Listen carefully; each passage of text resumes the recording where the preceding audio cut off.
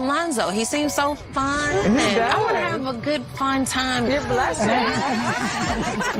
While the guys are deliberating, I mean, we're deliberating too. We're talking about who we're feeling, who we're not, and it's still interesting to know who's on the top of the list going forward. I would say my conversations with Chaz. Hey guys, welcome to Little Black Book, another one. Little Black Book, you know what time it is. Listen, we're going to be talking to you guys about Ready to Love. It's a super panel time. You already know what it is, okay?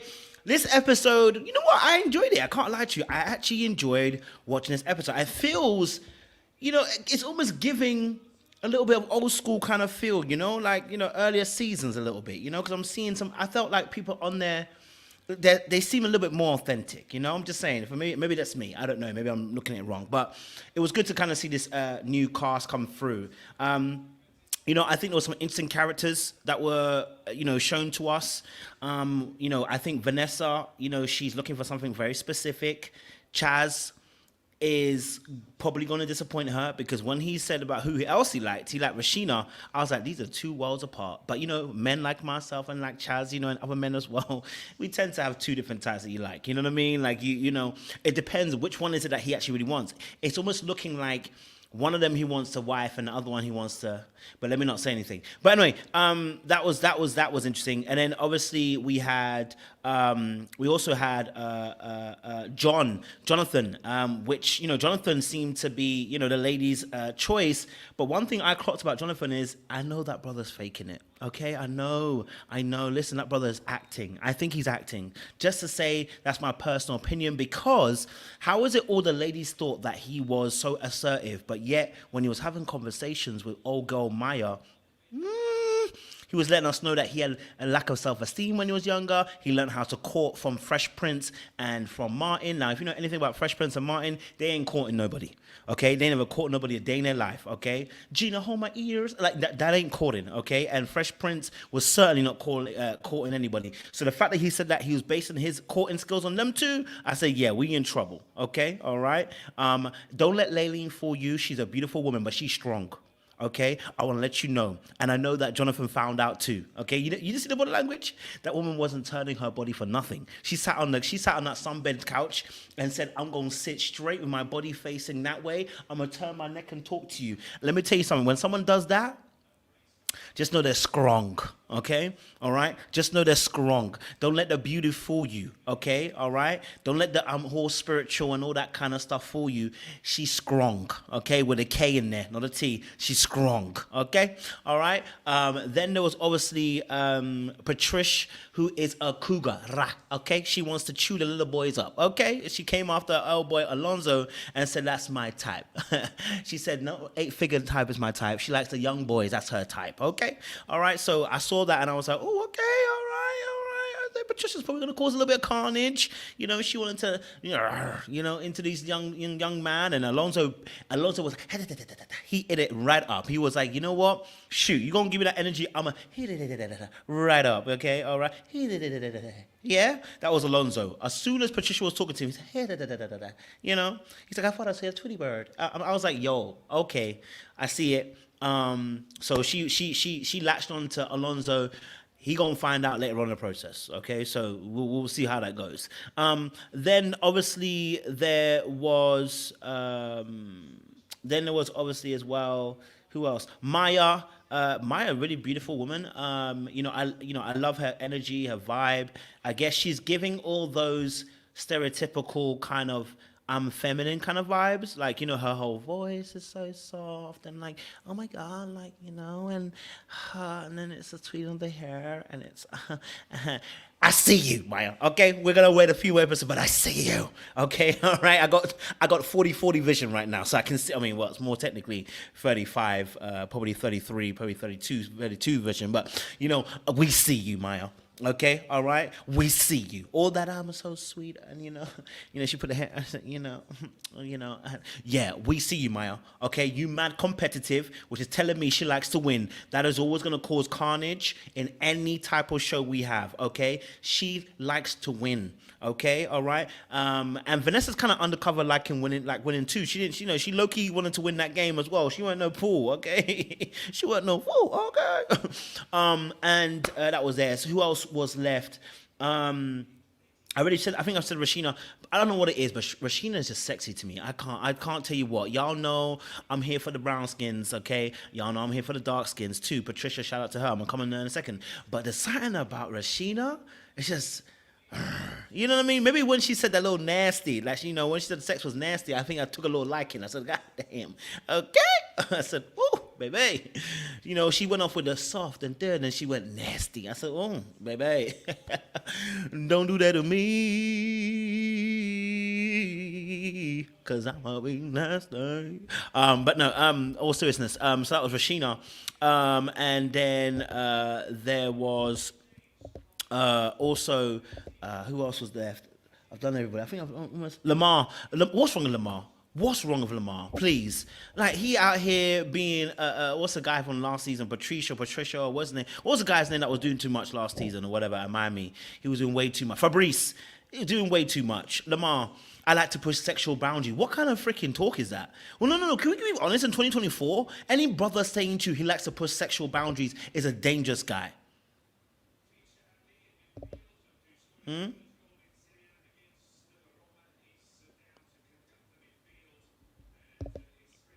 know what I mean? Like, anybody telling you that is a dangerous guy, okay? All right? I hate it. I hate that talk, especially in 2024, with all the things that you being more aware, being more conscious, being, understanding that we're far more educated, and you still come up with I'm sexually pushing boundaries. I'm being honest with you, it's giving you're a little bit dangerous. Okay, and I want to warn any brother out there, it's not good. I'm not going to say it's cute. It's dangerous to be talking like that. We don't need to talk like that. We have no need to talk like that. I really want you guys to get out of that space talking like I push sexual boundaries as if that's something to be glorified. It's not. It really isn't, okay? All right? We shouldn't be pushing any of those sexual boundaries. What you need to be doing is consensual talks. That's what you need to be doing. How about that? Okay? How about you say, I'm all here for consent? But sexual boundaries and pushing it? Yeah, you better be in jail. You better be in jail. Yeah, you better be in jail. You better join, what's the last few seasons? Phil, what's the other guy? Was it, not Phil, was Trey, or whatever his name was. It Troy. You're going to join Troy, and who else, other guy was creepy? Fabrice. There's a couple of them. You're just creepy. This is what women should be saying is creepy. This is creepy. Not the ugly guy that you don't find attractive that said hello to you. This is creepy.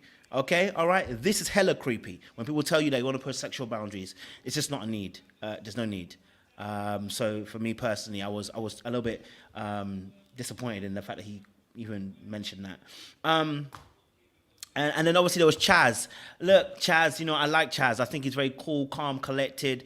He seems to be a cool chap. But let's not forget the crazy crime that he committed, okay? The brother told us, and he had no need to, but because it was part of his dating profile, there was literally no need to, okay? The brother told us, okay, that he hate makeup to a point where he want to see them large ass. He said them large ass Sesame Street eyelashes. He ain't about it. Okay, all right. He unprovokedly told us that, and at the same time, Rashina's getting excited, saying about, I'm gonna let that go because I like it. I said, Rashina, this is why you have bad dating experiences, because you willingly you want to go past some of these things that people are saying to you. Chaz, let me tell you something. That brother's a dangerous guy out there with some money in his pocket. Okay, he gonna smile with his cute Jerry, curly hair, whatever, and his good looking skin and stuff, with his all buffness, pause, he dangerous. He low-key dangerous. And then he flipped it. He stole Vanessa in a way that was beautiful. He started asking these really cool, calm, STEM questions, He started asking, you love God? Because I love God. I know it's true. And Vanessa was like, yeah, I love God. And Vanessa ate it up. I mean, Vanessa, it didn't take long, did it? Huh? Yeah? All day, your body language has been off. All day, Vanessa's body language has been off. And I mean, she's been sitting in the corner like this with everybody. Chaz came along, she's like, oh, you know God? I'm like, baby, you need to calm down. Okay, you don't even know his relationship with God. You just know he mentioned God. Everybody loves God. But do they have a relationship with him? That's what I want to know, Vanessa. Too excited. I was like, baby, relax. All right, okay, but you know what? Chaz is a good-looking guy. I can't hate on the brother. He's very smooth with it as well. I think that's something about Chaz. I have to give it to him. So he's looking like the leader of the pack at the moment, but we're gonna see how that goes because he's got a few contenders for Chaz. Actually, I think Rashina likes him too, and he did like Rashina's look. He said he likes that. It's really interesting that he cussed out on his profile that he doesn't want women with the blinkers, but he loves women dolled up. So I was like, oh, okay, I was like, okay, okay, we'll see what he does. So that was my little breakdown of this episode. I think there was a lot of stuff. Oh, last but not least, Patricia. Shout out to Patricia. Listen, I think she's stunning. I really do. That's my go-to. Like, I can't lie to you, Patricia. When I saw her, I said, that's a little bit of me. I said, that's a little bit of me. Okay, all right? That's a little bit of me. Okay, and I think a little bit of my healing is coming now because I started to see it. I said, I wanted to save old girl. I just want to go there and be like, Patricia, I hear you. You got them walls up in 2024. Let's bring them down. Okay? Let's build a protective hedge around you like Jesus would around us. Let's build that hedge. Let's get you protected and let's get them walls down. Okay? All right? But I've realized now I don't need to do that. Okay? Patricia, I need you to leave them walls that you got up in 2023. Okay, we're in 2024. You came up in there and all the brothers thought that you were walling up too much. Now, I did ask myself the question whether partly it could have been colorism a little bit. And listen, I didn't want to go there. We're just saying, I was asking myself the question. I didn't say it was. I just said I asked myself the question just to be considerate of all the options on the table, okay? And then I looked at it and I said, nah. Ogo just had some walls, okay? All right, and it is what it is. You have walls. John acted the same way he did with Rashina, the same way he acted with Patricia. He don't like them walls. The rest of them guys don't like no walls. Okay, all right. They said, listen, leave that stuff in 2023 because we ain't coming for all that. Okay, but I really did like Patricia. Yeah, she was very firm on her feet thing. She needed just to keep her mouth shut. Patricia, next time, just be like, it's not really my kind of thing, but I see how you like it. You were doing too much by saying, no. It's like, baby, you doing too much. No. I'm like, you don't need to tell everybody, no. It's like, when you do that, you're making it very harsh. Just be like, listen, it's not my kind of thing, no. But, maybe I'm open to it. You don't have to really, you know what I'm saying to you? When you say a hard no, when there's about 2 or 3 brothers who like sucking toes, and you give a hard no, you just X 2 or 3 brothers. Did you not realize that? Girl, you need to play the game. You need to get in the game, baby. Huh? 2 or 3 of the guys like to suck on toes, and you tell them no. Well, guess what? You just lost 2 or 3 of the guys. Okay? Brother was complimenting you on your toes, saying about how you got them white toes on. She almost looked disgusted that the brother asked if she got white toes on. She almost looked disgusted that the brother would like the white toes. Baby, just relax. Okay, relax. Okay, all right. I get it. I know you stand on business, baby, but they're looking to see if you stand on business with them toes. Okay, so don't X all the men, okay, who like the toes. That's what I'm trying to say, Patricia. Okay, he was a little bit hard, but she did have some lighter moments. It's just unfortunate that they didn't show any of that, but also as well, the men saw what they saw. So I'm not gonna say anything. You know what I mean? Like, it is what it is, and what can I say? Let's just, yeah, so. I can't say anything, really. All right, listen, let's get the folks on. Let's get them, on the on the show, because it's crazy right now. You get me? So, let me send this. All right, cool. But listen, if you're new to the channel, do me a massive favor. Make sure you guys are liking, and sharing, and subscribing. And you click on that bell button for notification of the uploads. We really appreciate you. We want to be able to have a good conversation today and good fun, good vibes. There's almost 300 of you guys in here. Sorry, I haven't sent the link to JR. He gonna stand on business because I know he got somebody he don't like. JR finds somebody every season to be like he don't like that person. So I'm willing to see who JR does not like straight away. I want to see that. But, hey, listen, sucking toes ain't really my MO. But you know what? Super freak. We can all do some stuff at the right context. But listen, let's get into this conversation. I've got C-Way and I got Jay as well behind. And we can start our convo skin right away as well. Okay. Ba-da-ba-ba-ba. Hello, ladies. How y'all doing? Let me turn my volume down because I haven't got my headphones in right now. What's going on? Hello. Y'all How hear y'all me? doing? I can't hear you right now, so I'm gonna just put my headphones in because I don't think I can hear anything at the moment. It's me. Okay, can I hear you guys? Can you? You can hear me though. Hello? We can hear you. At least I I can think. hear you now. I can hear you now. Yeah, I can Okay. hear you now. Yeah, Yeah, I can hear you I now. can hear both of you. My headphones were playing up. Okay. So what was you guys' thoughts originally on this episode? You know, just your general thoughts on this episode. Just fire away. You want to go first, Jeremy?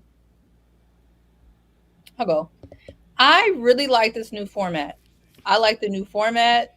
I like breaking down the folks into two groups because I think sometimes people get missed when the first mixer is too large. So I liked how they broke it down. I liked the questions that they were asking, the games. It was a lot easier for us to get to know the folks this way because I think sometimes with the big format, we won't even get to know the people halfway through the season because we missed them from the first couple of episodes. So I really like the new format. And I agree with you, Kojo. These folks seem normal. Like, it doesn't feel like a whole bunch of people on here for promo. Like, these folks feel more like season 1, season 2. And I'm really liking the vibe of how relatable they feel. So, I'm liking this so far. Go for it, Jay. I agree with Seaway. I like the breakup of the two because we get to focus in a little bit more on the individuals. What I don't agree with right away is still the elimination itself. But however, Tommy telling them at the beginning that one of the ladies are going home, I would prefer that he doesn't do that because then we can actually watch people genuinely see who they actually want to get to know instead of trying to run around the room hoping they don't get eliminated. However, these women in the case didn't care about being eliminated clearly because some of them still had their little standoff-ish ways of not playing the game. So y'all come up on this thing. Y'all make sure y'all get on here and know that y'all going to have to play a little bit of game in order to see the second group this time. At least in this setting, it's like you should play a little bit for the first round until you get past that so you can see the other options you may have. That would be my common sense. Then when you get over there and you see all your options, then you could be like, you know what, I'm good on everybody. But at least give yourself a fair chance to see all 10 of the other people instead of just going with the first 5 and be like, yeah, I'm checked out. So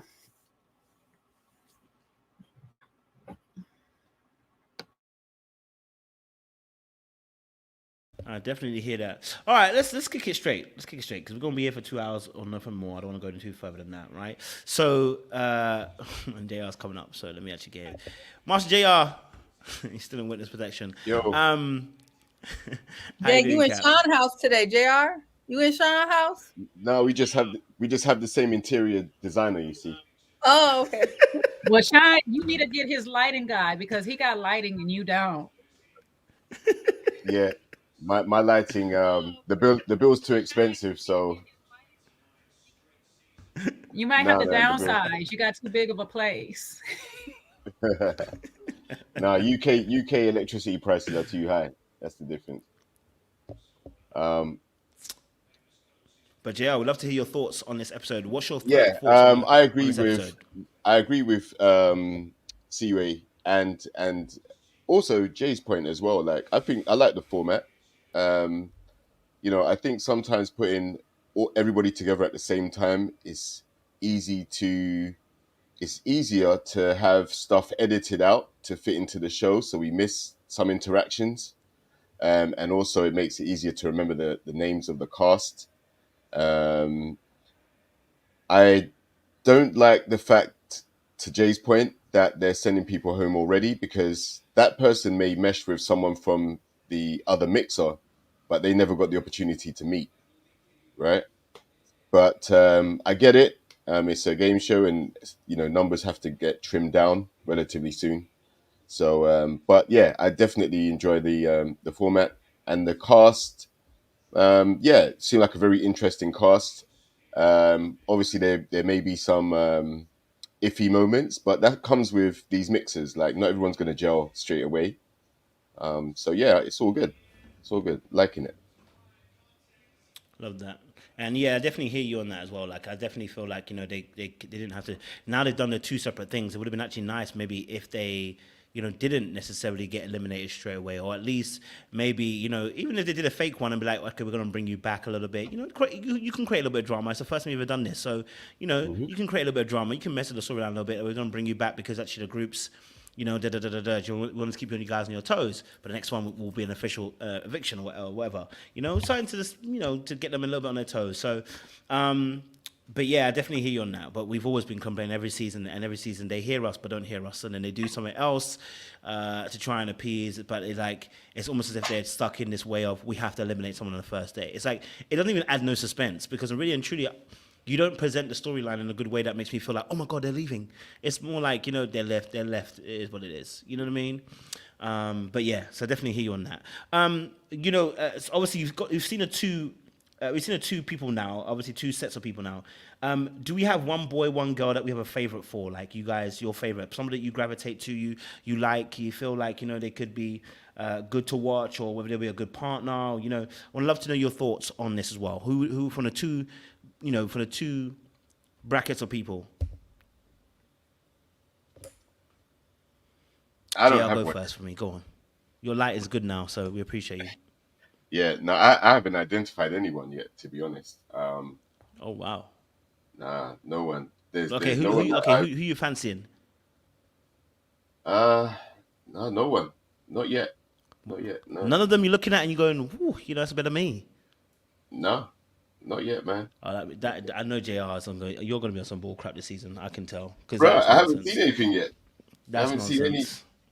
Nothing to report. You haven't seen anybody. You ain't seen Malika. No, you're bugging. Yeah, I've seen them, but no, I'm not there. No, I'm not there yet, bro. So out of the two seasons, you ain't two groups. You ain't seen nobody, bro. Nah, not yet, bro. JR, I'm concerned. I'm being real.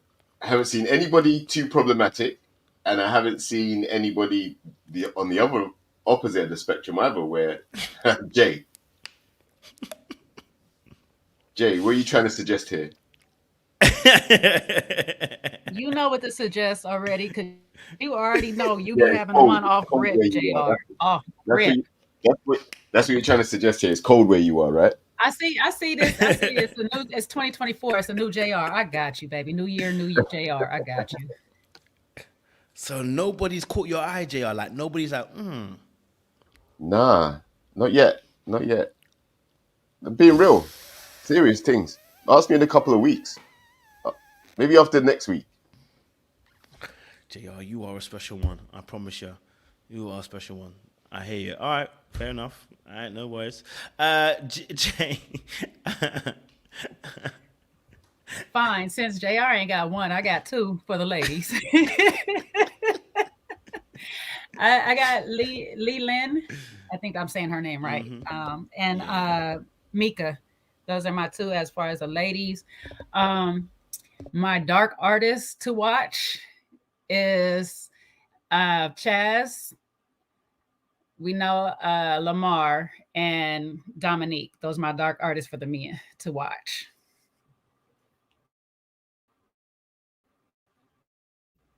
Love that. Okay, I had to go back and look at the pictures. From last week, I like Alexis and Koshia for more toxic reasons. And then somebody said Laylin is top 2 and not 2. That girl is top 2 and not 2. Laylin is absolutely stunning, honestly. Literally, maybe one of the prettiest people I've seen on this show. And then Maya. I like me some Maya and Laylin on this episode. Definitely are great. As far as the guys, it's giving nothing per usual, but if I had to pick somebody, the only person that stands out to me is Chaz, and I feel like that man finna put the ladies through it. I would say the night was he Nigerian? Oh, John is okay, but when he started with that Fresh Prince thing, I was like, I don't know. So, but that's why I can't even put him in a dark artist category for me, because I'm like, you too immature. Fresh Prince and nah. He was standing there like he was gonna get used. His body posture was like, I'm about to be used. So yeah, but Laylan is she's that girl. So I hear that. Listen, I'm not gonna lie to you. Laylan is pretty, but I'll say, for me, Malika is still number one. I would have been Patricia's number two, but Patricia done left. So, I will say that Maya has a little bit of, she'll get me. I can't lie to you. That those first few minutes, she gonna get me. It's just when she puts her head behind her head, I'm gonna be like, now you capping and playing with me. But, with Maya, I can't lie to you. She got a little sign to her. Like, she's sweet. Laylan's definitely beautiful. Very stunning. Just warm. It seems like it comes across as very warm and beautiful. And I'm changing my ways, guys, now. I'm trying to leave the toxicity behind, since I'm in therapy in my second week, okay? Look, I'm trying to leave these toxic babes behind, okay? All right? So, yeah, definitely, I definitely see Layleen, Maya, and Malika for the win, but I definitely appreciate the ladies as well. Okay, so yes, Siwe, go for it. I was gonna say, across the board, these women are absolutely stunning. I mean, they seem like they got it together. I don't know what they're gonna give us personality wise, but I don't know where they found these women, but they're really pretty. So just want to say that. I was just picking. They all are really pretty. Yeah. Yeah, I have to second that. They are pretty as well. Okay, let's get into conversation then about this episode. Let's first start off with what are your thoughts on? I call him Loverboy. No, let me start with Patricia because she went home. Do you agree? Was it Patricia that should have gone home? If you do agree, what was the reason? What was the reason why you thought she had to go home? And let me know your thoughts from there. Go for it, Siwe. Why Patricia had to go home? Mm-hmm. There was a multitude of reasons. But I think she just came off. She led too much with her hurt and what she's been through. And guys just don't want to hear all of that, like she was talking about, no one's, she didn't feel safe in the past and she really wants to feel comfortable and protected. And really what the men are hearing is that you sound like you're going to ask too much of me and you actually may be the problem. On top of the fact, I don't think she was very open. She came off standoffish. I think maybe that wasn't her intention, but she came off standoffish. And then I think she just said some things that maybe were a turn off. Like when you say, I ain't really seen nobody I'm checking with yet, like it kind of comes off like you don't really like nobody. And if you don't really like nobody, then maybe you should go home. Just stuff like that. She just wasn't very warm or inviting to me. Every time I saw her on the screen, she just kind of gave off of this, kind of standoffish vibe. And I would say a couple of them were sharing some of their backstories, but you just don't want to share too much too soon. That seems like, you're going to be a problem. So I think it was that more than anything else, and that they just really didn't, connect with her. So that's what I can see off the top. Yeah, I'll let y'all go, and I may have other stuff to say. That's a good read. Yeah, go for it, Jay. I'm with Seaway, especially on that big thing of telling one of the guys, I don't see anything here I like. That's automatic. They're going to talk to each other in the men's, it's a men's deliberation, and they're going to speak. She's not attracted to any of us here. Why keep her? Two, I think Elle said it. She leads with the negatives. Like I don't like this. I don't like that. And then there's another thing. I've said this before. If you don't like something, why are you running around asking about it? So you're trying to check people off already. You don't like your feet rubbed, so why do you keep asking people about what do they like about feet? Or do you have a foot fetish? That's the first question you ask somebody, and be like, ew, no, don't do that. Then why did you ask about it? That's so weird to me. So you're already in the mind of creating confusion in people's minds. So that's never a good way to go about things. If you don't like something, there's ways to find out if a person is into those things without asking them directly, and then immediately behind that, shutting it down. You make people not want to talk to you when you do that. And on top of it, like Seaway said, she comes off very closed off. She's very guarded. And Jonathan even mentioned, and a few other guys mentioned how guarded she is when you're talking to her. Everything is a turn off. Everything is a negative. Everything is a ew that, ew this. You make it very unpleasant to talk to you, have conversation with you, just even on the politeness of being cordial.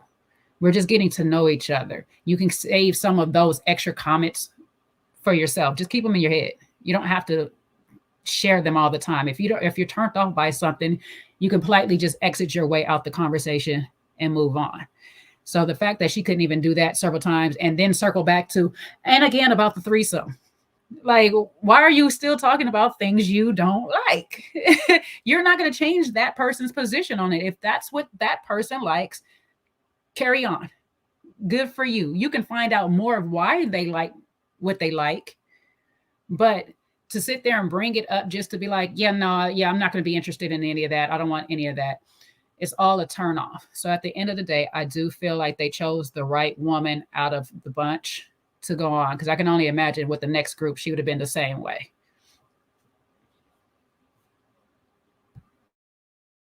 Oh, one last thing too. It's always a person that's talking about they healed. It's the most unhealed. Listen, healing is an ongoing journey. There is no 100% fix in any of this stuff. So once you say that you're healed and you ain't got nothing else to do, I always know that you're a problem off top. So that's another thing. Sorry.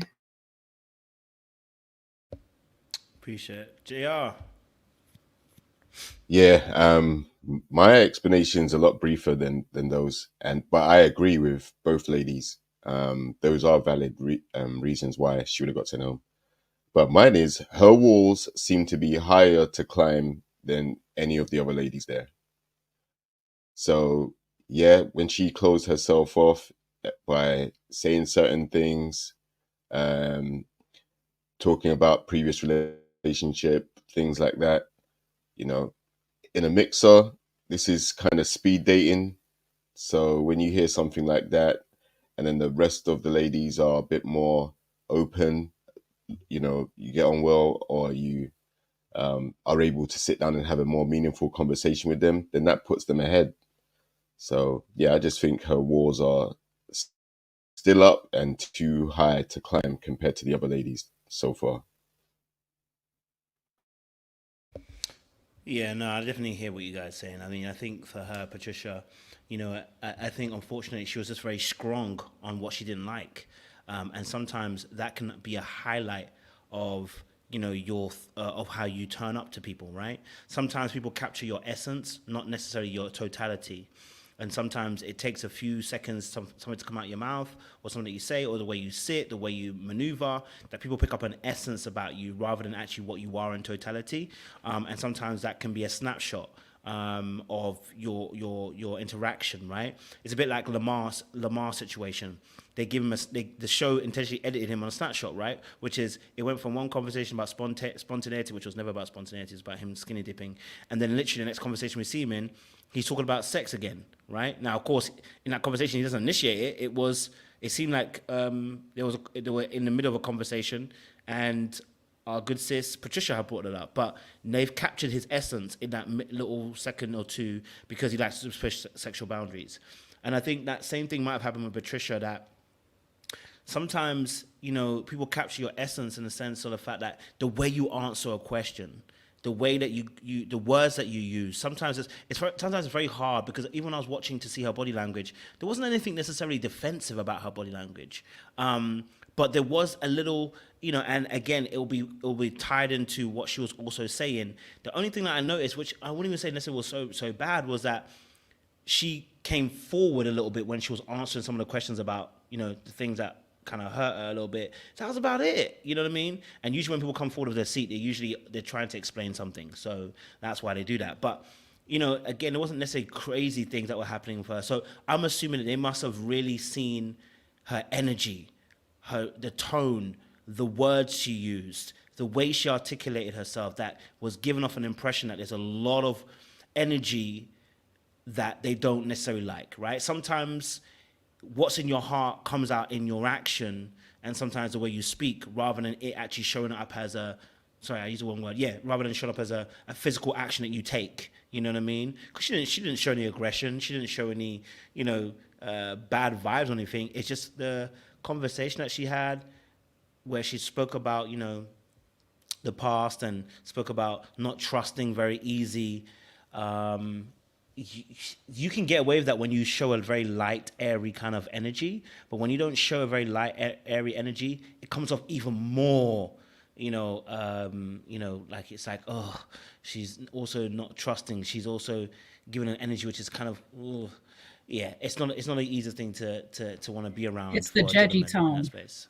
Okay, go for it, Jay. No, I was saying it's that judgy tone that you're talking about. It's that undertone of judgment that a lot of times that people carry in the conversation. Like body language could be polite. They can be like they're engaged in the conversation, but sometimes we give off a tone as if we're secretly judging people. It's that, oh, you like sucking toes. Ew. Like, why? Ew. That type of thing. So you got to be careful when you're doing that, when you're judging out loud. Yeah. And I went to go look back at the last the folks from the episode before. I mean, I was thinking if they put it together, because some people are saying, well, no, somebody had to go, so she was the one on this one. I don't see, maybe besides April, anybody from the girls from last episode who would have went home before her. So I think in the same vice versa. I think if you put the guys on this episode, I don't think anybody would have went before the court gesture guy. So I feel like it kind of worked out the way it was supposed to. But I think it's a catch-22, right? In dating, you don't want to come off too much like the homie, because then you get put in friend vibes. But guys also don't want a girl that they feel like they can't talk to, they can't kick it with, they ain't got nothing in common. She talked about she healed, she got her walls up. It just gives like bad vibes. Like she just gave kind of like bad vibes. And certain people get away with certain stuff. I don't know, but she just didn't have the demeanor where she was going to be able to get away with that. Maybe if she was Laylan, maybe she would have got away with it. I don't know. We won't know. But she wasn't able to get away with that vibe. And so I noticed the girls at the bottom, her and Vanessa, they both were very honest, sometimes to a fault, which is not bad. I think Vanessa kind of takes it like, hey, I'm going to be honest. If my guy's not here, I'm going to go home, which I respect. That's fine. But her and Patricia were very honest. And I think because they weren't kind of placating to the guys' opinions and their whims and trying to come off as lighthearted, they ended up on the bottom. I just think Patricia was more standoffish than Vanessa. So that's why she went home. So. Yeah, I definitely hear that. But I then, think, yeah, go for it, Jay. Sorry. I was going to say to see his last point, but Vanessa also did have somebody voting for her where we didn't really hear anybody for Patricia. So. Which is a fair point. She had nobody advocating for her, which would have also made it a bit worse. And that also, then again, maybe she's in the wrong group. Maybe she had been in another group. Maybe she would have got an advocator. But unfortunately, she had no advocator, and that is unfortunate. It left her in a predicament. But it's interesting because obviously people were saying, for instance, why talk about a fetish on a first date? You're absolutely right. I don't want to be talking about fetishes necessarily on the first date, but if it does come up, how do you handle it, right? So for instance, if someone says, like, excuse the language, someone says they like anal. I don't like anal. Okay, I've never tried it. Don't need to try it. I'm not going to try it. Okay, Yeah. Now, I can say it like that, right? But if I know I'm in a situation where people are talking, you know, I might be a bit more intrigued about why people want to do it. You want to do it. Why is it that you want to do it? See, it just means there's a way of just being able to just kind of deflect from that conversation without it becoming so dead on, right? I really don't do that. I don't like it. I'm not about it. But maybe I might be like, you know what, okay, cool. Like, so, okay, you asked a question about it. So I'm guessing you're obviously intrigued by it. So what was it for you? And it just shows a little bit of interest. And what that does is, again, it makes you look like the light person. It makes you look like the person that even when things are a little bit more difficult in terms of conversation, you're able to still to navigate that place and still make it light. And it makes people want to be around you. But when you are, you know what I mean? Then it makes things dead on. Do you know what I'm saying to you? Because that wasn't the only sexual conversation that happened. There was other conversation that happened. There was Alonzo had a conversation with both Patricia and Rashina, right? And that conversation came across kind of cool, right? It was cool until it got to the toes. Again, she was still asking about these toes. That was obviously a situation, but yeah, they were cool. He asked a question about sex, and she answered it. So clearly she's not, you know, it's not like she was being a prune about anything. She answered that question very well. She said, I like it gentle, I like it slow, I like it this. And it was answered. And we moved on. You know what I mean? So clearly there's other things in the way that you're answering certain questions that seem to be very definitive, very black and white, and it has to be this way. That is making people feel like you're a little bit defensive in that aspect, because there were other aspects where she was cool talking about it. So, you know, I thought she was quite open in that respect. But unfortunately, she had no advocator, and that's just the truth. She had nobody advocating for her, nobody writing for her. You know, it is what it is. You know. I don't know if there are any other additions. Just to go on to what you were saying, Coach, I think somebody in the chat kind of wrote it, kind of like what I was thinking too. It's just that wanting to understand. You don't have to like it, but you're open to trying to understand why that person likes it, or just learn more about it. That wanting to learn something about something different. So I think that energy translate to people a little bit nicer than that other energy, which comes more of the judgy side. Like, oh, you do that. Well, oh, I don't want no parts of you. That's what you give off when you go into that immediate, the way that Patricia did it. Definitely hear that. People are saying they don't talk about sex on the first date. I would be honest with you. Listen, I don't want to talk about sex on the first date, but they do it every season. On this show, it's a slightly different situation, right, compared to real life, because in real life, you know, you have your boundaries and stuff like that. And I think most people are on their better behavior. But this is Ready to Love, where they're standing around oftentimes for hours on a set. They're drinking, they're feeding them drinks that they shouldn't be. They're not eating as well because they can't afford a budget. Listen, there's a lot of stuff going on in that particular aspect, right? There's a lot of hot lights, hot air, and it's hot, okay? So people end up having these mad conversations. I do get it. That I'm not a person that really wants to be talking about sex on the first day. I already told you about Lamar and the way he did it. I didn't like it. But you saw the way Alonzo did it. Alonzo got away with it. And I think this goes back to Siway's point. Some people can get away with stuff because the way that they ask the question, their tone, their word choice, the way they deliver. You know, some people are comedians, but they're really bad because they don't know how to deliver a joke. It's the same way with delivering certain questions. When Alonzo asked it to both Rashina and to Patricia, they both answered it well. Right? And he did a nice little thing where he said, did you hear the way that Rashina even said the nasty? I was involved. It didn't seem crass. It didn't seem like, it was too over the top when he had that conversation with them, right? But when Lamar was asking about going to the beach and skinny dipping and about on the first day I want to make you hot and sweaty, I was looking at it a little bit weird. Yeah? Why you want to make people hot and sweaty? That was weird. Yes, Siway. Because Chaz looks better. I mean, yeah, it's about delivery, but also women, we're famous for this. If we like you and we think you got some money, we don't take it the same way as if we think you're a creep and you don't look good. Honestly, Chaz's delivery was better. I'm not going to say it wasn't. It was way better. But it was also because the women saw him as a real viable candidate. So they didn't want to come off as prude and not answer his question. Honestly, personally, I wouldn't be answering those type of questions. I'm Vanessa to this mess. So if they would have sent me home because I refused to answer their nonsensical questions on the first day, then home I go. Because I just feel like at a certain point, that's just not appropriate. And I'm not going to be inappropriate on national TV because I want to be chose. So that's just me. I'm not judging nobody who do, but that's just not how I act in my regular life. I wouldn't go on TV and act that way. But I do think Chaz, because the ladies like Chaz. Would you shut it down like that, Patricia? Would you have shut I think I would have done a more Vanessa. Shut it down, though. I think I would have done a more Vanessa way. Laughed it off. I was like, hey, laughed it off. Yeah, I probably laughed it off.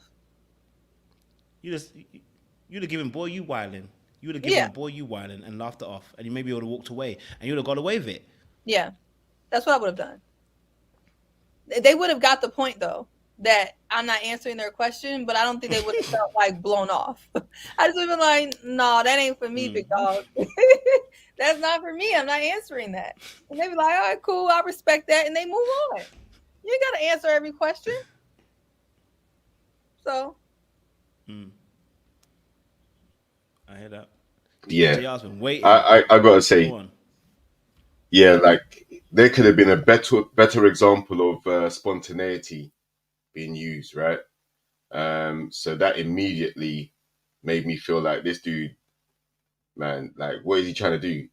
He nearly self-sabotaged his whole thing, because I would expect that type of convo so early to put people off. So I think he could have used something like, maybe skydiving, or, something random, but to go straight to skinny dipping, you only known these women for 5 seconds. So that was a very silly move, in my opinion. And yeah, if he keeps on leading with things like that, putting people in awkward situations, then he won't last long at all.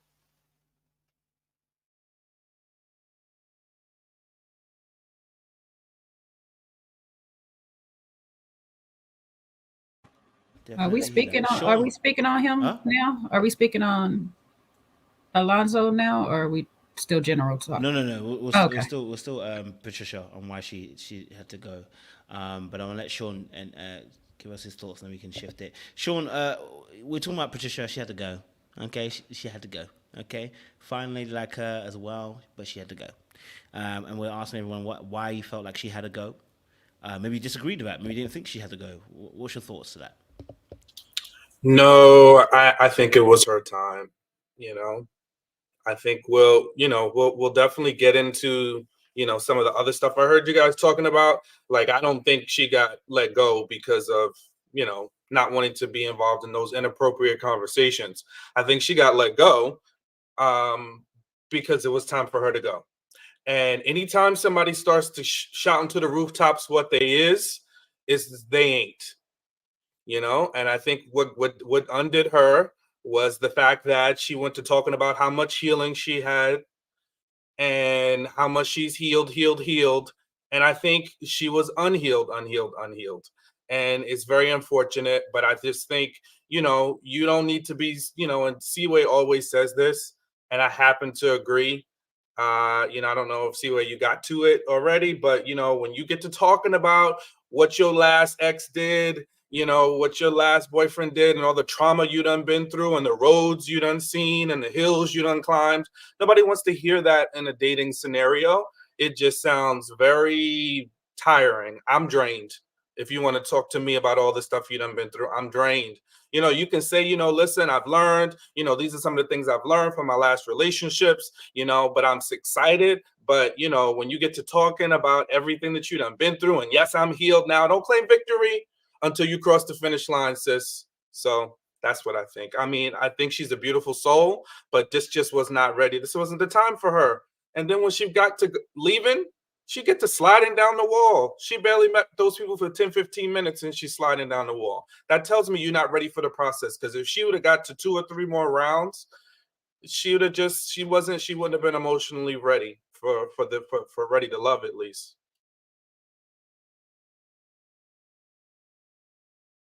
Who's Jonathan? Definitely hear that, Sean. Who's Definitely. Jonathan, Coco? John, you know Jonathan? The Nigerian. From Nigeria. Oh, they said Jonathan could do it, but Patricia can't? What that mean? I was just curious. Ask them. Ask them. You said what they say. Ask them. What's good? I know what they mean. Monique G, that's for you. I the super chats. I have no idea what that means. I don't know either. Felicia H says, great intro before the panel arrived. Big energy all 2024. Shout out to you, Felicia, too. Feel Good also said, Leylin for the win. Knockout. Shout out to you, too, for giving us super chats. By all means, ladies and gentlemen, please keep the super chats rolling in. Let us know your thoughts on this episode and who you're rooting for. It'll be good to see. Let's talk about another person then.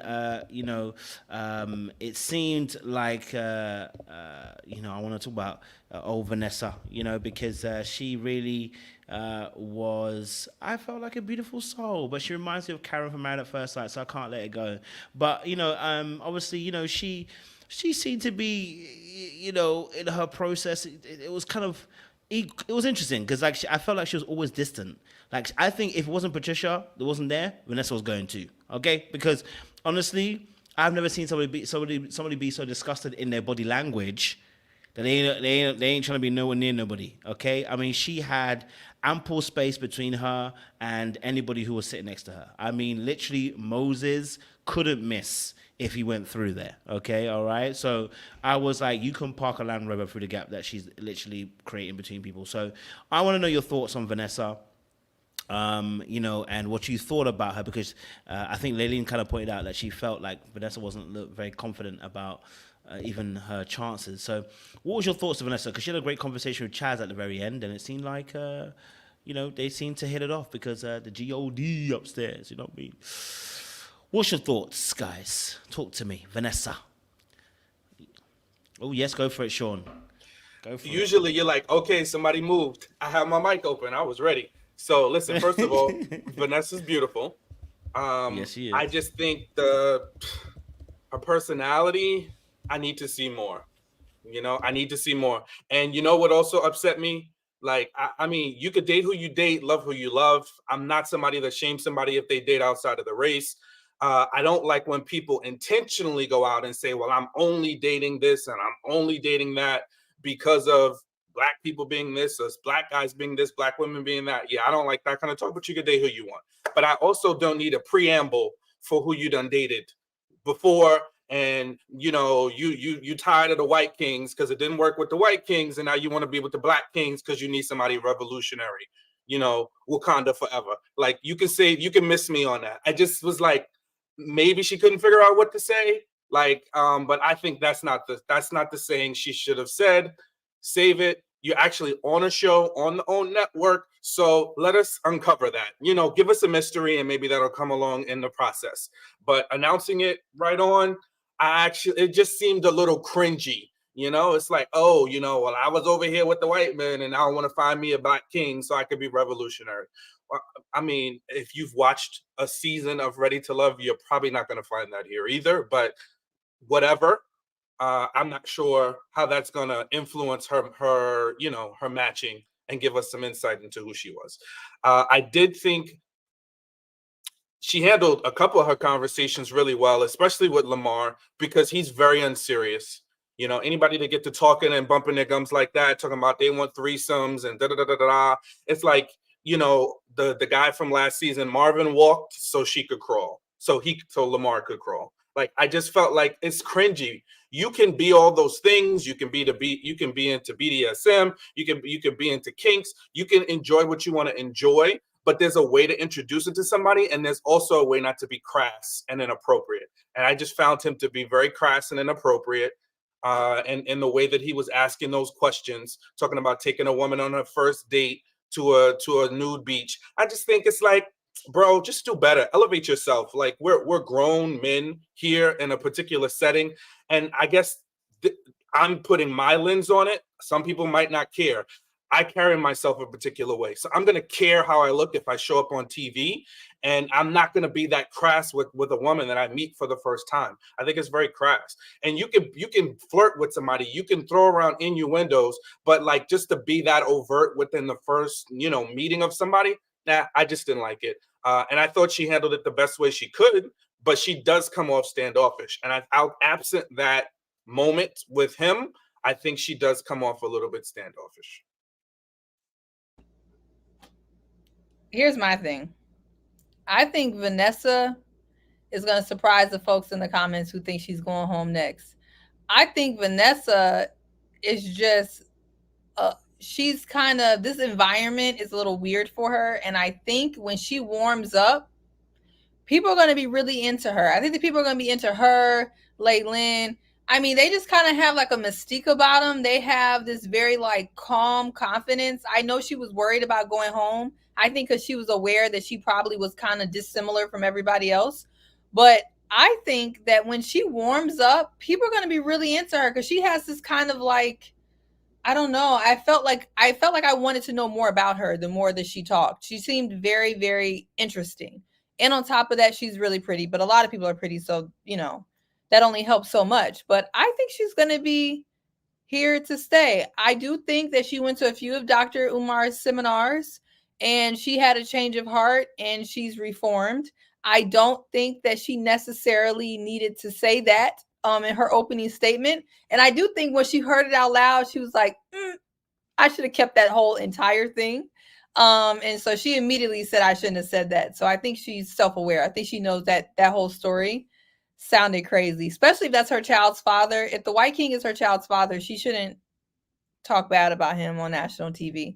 She should just be okay with what it is. But I think Vanessa may be here, y'all. I don't know what y'all think, but I think she may be here for a minute.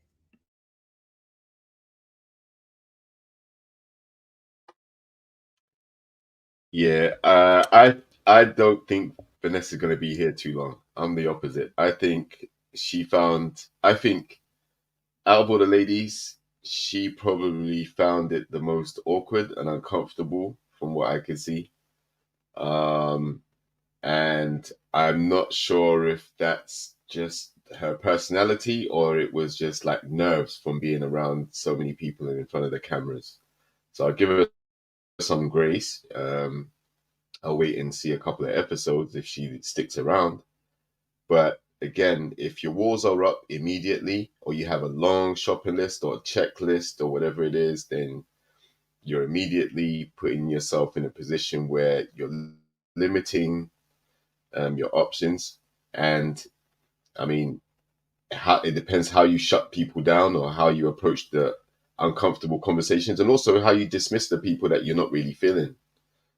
So yeah, I'm not sure she's going to be around. It wouldn't be surprising to me if she was one of the next ladies to go. Maybe not the next, but I don't see her sticking around too long.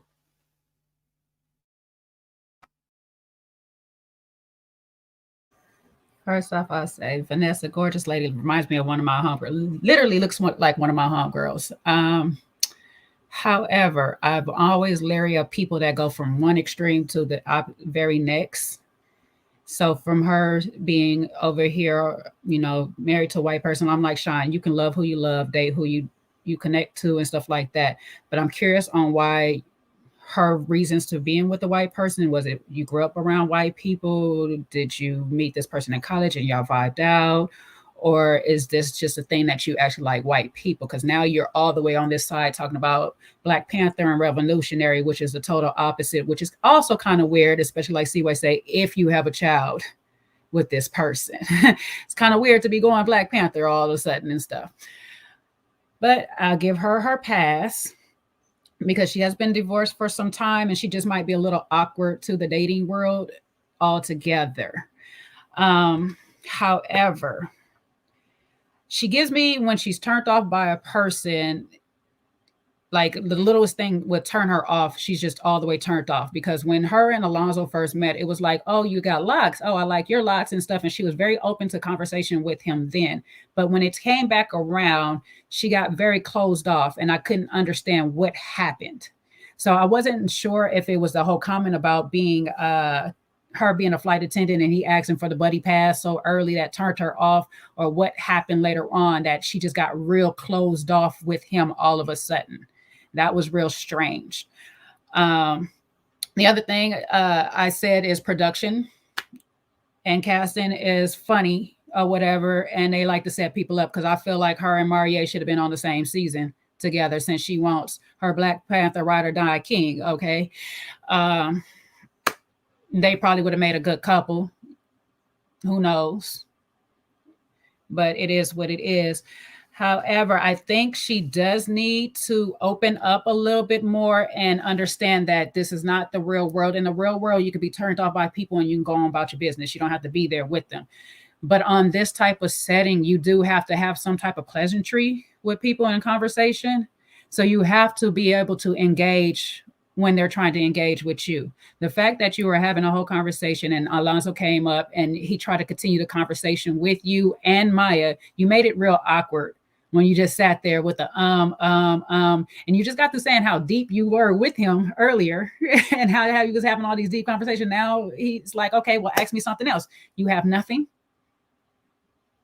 This is day one. You should be asking all kind of questions. There should be a limited number of questions that you have in your mind, that you could be saying the same questions to each person. It doesn't even matter, but you should have a lot of questions on if they align with you or not. So I don't know if she's physically not turned on by him, but she liked his height. So that was kind of weird. I don't know. Or if something he did or say to her turned her all the way off while she went that route. However, when Chaz is talking about sunsets, she's loving the fact that he sees God's paintings in the sky. Okay. I don't know if it's the God conversation or it's the sunset conversation, because I didn't really lead from one or the other, but I was just like, you like Chaz. That's what it is. You're attracted to him physically. So now you're opened up to him and whatever fluff he's giving you. Because it wasn't nothing about God in that whole thing other than it's God's painting in the sky. He's doing his artwork. So I was just like, I see, if you're not attracted to somebody, you're going to shut down. You're not going to have no polite conversation. You're not even going to try to make a friend at the end of the day. And the opposite for Chaz. They had really great conversations. So we'll see how she goes forward. I'm not like JR. I don't think she'll get voted off right away. But, you know, she may not last too long if she continues this behavior. And if Chaz finds something else he likes, because he's all over the place.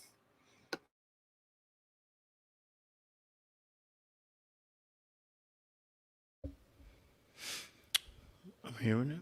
I'm hearing it. JR, you have anything to add about Vanessa? Are we done? You're going to have to let Vanessa marinate for a little bit. Yeah, you got to let her percolate for a bit, man. Like Yeah, I said, I'll give her a couple of attempts. You know, if she meets some of the other guys in the other group, in Group A, then you know, something may work for her. But as I said, if you got your walls up or you're awkward or anxious, closed off or anything like that so early, when you have so many other ladies who, you know, they're more jovial or the conversation's more free flowing, then, you know, it's going to put you lower down in the whole scheme of things. So like I said, I'll give her some time.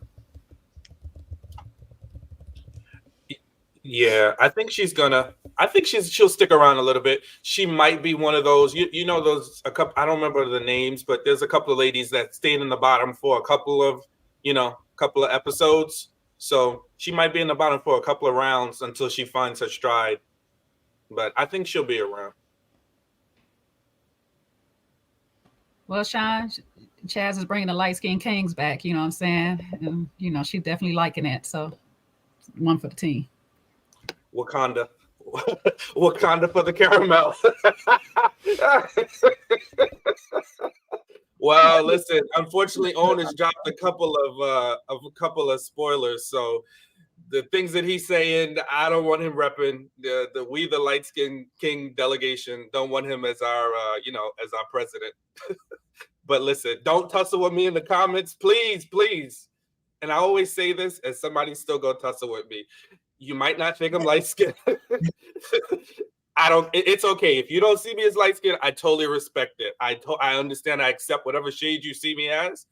I'm not putting it on a pedestal of anything else. So please, I don't want to tussle about me being light skinned. I really don't. I don't want to have a colorist debate. I don't. Yeah, tell the Afterlife that too. You gotta tell them too. Everybody. That's what I said. It just it's just this is a ubiquitous message for everyone. Thank you. Okay, ubiquitous.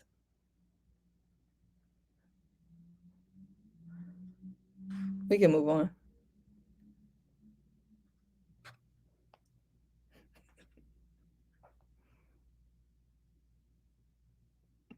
It's on you, Coach. Before we do, let me get Jack. I said Jack. Let me get Glenn in. Yeah, I'm gonna get Glenn in. Glenn, we're talking about Vanessa. I wanted to get your thoughts on Vanessa.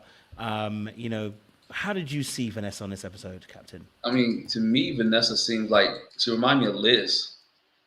She reminded me a little bit of Liz from I can't remember. That was Houston, I think it was. She reminded me of Liz. That's the kind of vibe that she gave me.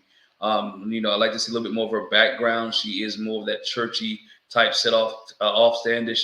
I like to hear what she had, because again, that God movement moved her a little bit, right?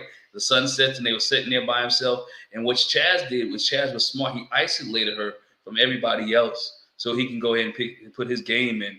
And sometimes it's just like any other prey. Sometimes you isolate the weakest link in order to stick your claws in and get what you need. So, I mean, you got to read through what Chaz was doing. He isolated her just so he can kind of feel her out a little bit and see where she goes. So I think he's playing a game, but she is she's gonna let you know how she feel. She did that with Lamar, like, hey dog, I'm not feeling this, you know. But Lamar he would just turn everybody off anyway.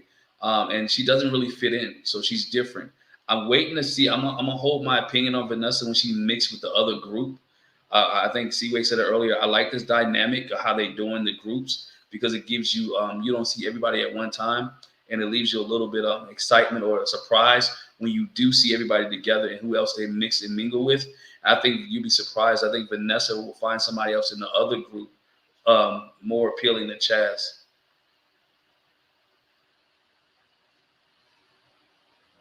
Which one, Glenn? I didn't see it until you said it. I'm not sure yet which one, man. I think she might even look at the comedian a little bit, and that's something different for her. I think she even that's one of the guys I think she may gravitate to. I think his name was William, or the other guy Will. I think that's one of the things that she may gravitate to.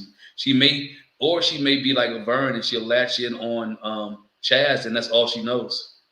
You know, only time will tell. But I think she's already putting her claws in the Chaz right now, and we'll find out when women start to go when the women go to deliberate.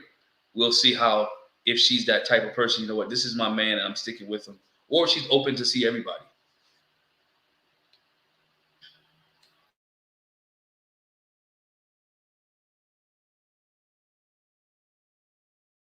All right, cool. I appreciate it. Let me mark that on the StreamYard so that I can link it there. Cool. Let's move on then. So we left Vanessa. Let's go then to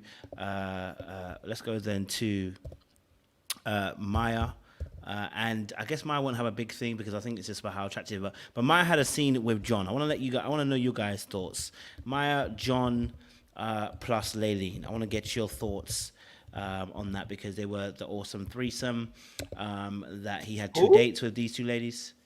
Is it Laylene? Oh, Laylen. Don't mess up my baby girl's name. You got the clip? Damn. Laylen. That's my baby. Oh, Laylan. Sorry, my bad. I spelled her name wrong and everything. You know I'm going to get somebody's name wrong. Okay, the Layla. So obviously with Lala and obviously freaking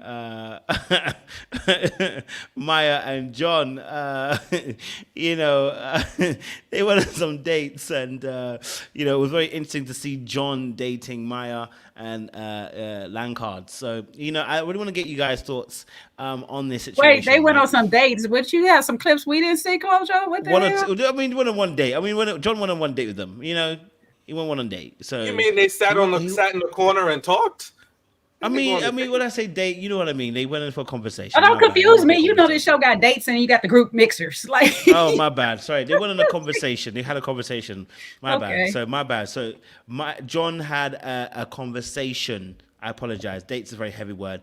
John had a conversation with both Maya and Lanyard. So let's have a conversation about these two. I want to get you guys' thoughts. What do you guys think of these two?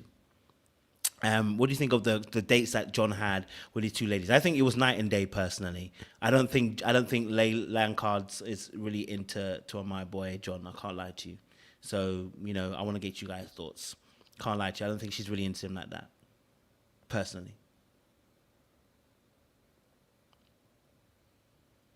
JR, I know you wanted ready to hit it off the table. Talk to me, JR. I know you want to say something. Yeah, I don't think the connection was there initially, but again,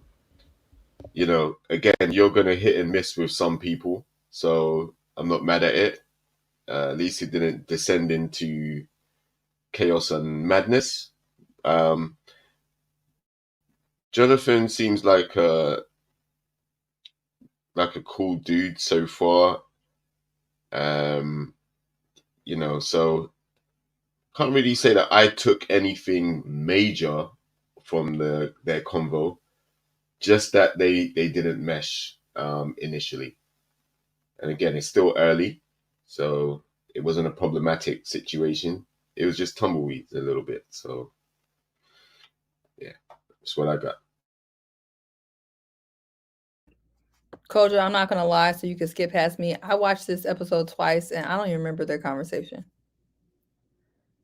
I really don't. I don't remember the conversation. I don't know. You don't remember Lanyard and freaking John's conversation? No. I can't tell you. Seaway watches with a filter of judgment. If she really don't care too much for you, she's gonna be disinterested and move on. That's how I live my life as well. So you're right. And that is my toxic trait when it comes to watching these shows, especially if I got the fast forward and you get to talking about nothing. I'm hitting the fast forward on you. That's my problem. So charge it that's on me. So okay. I don't know. Maybe y'all remember it. I'm gonna charge. Is this also the clip where he said he got all of his dating experience from watching Fresh Prince and Martin? Mm-hmm. That was a date with Maya. Yes, I can play a clip if you want me to. I remember that. No. I don't think the one with Lay Lynn. Can be reminded. Yeah, with the conversation with Lay Lynn when they both said they was like he was from Nigeria and she was from Sierra Leone. Yeah. Yeah. I remember. Yeah, right. Okay, I do remember. Yeah. Thank you, Glenn. I remember.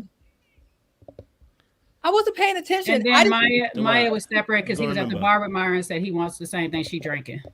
I'm helping the family business grow. What do you do? Metal recycling. Oh, that's dope. Yeah, so that's all we do.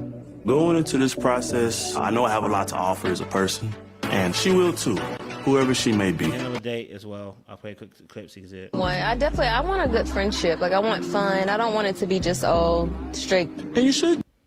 All right, cool. So.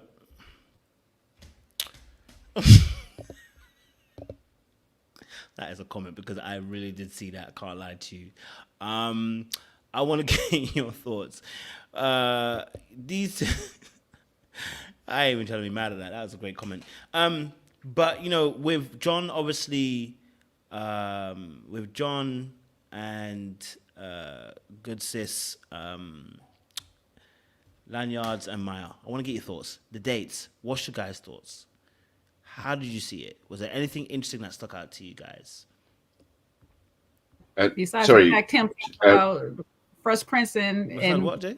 I said, besides the fact of him saying that Martin and the Fresh Prince done raised him how to date. Yeah. I mean, that's insane.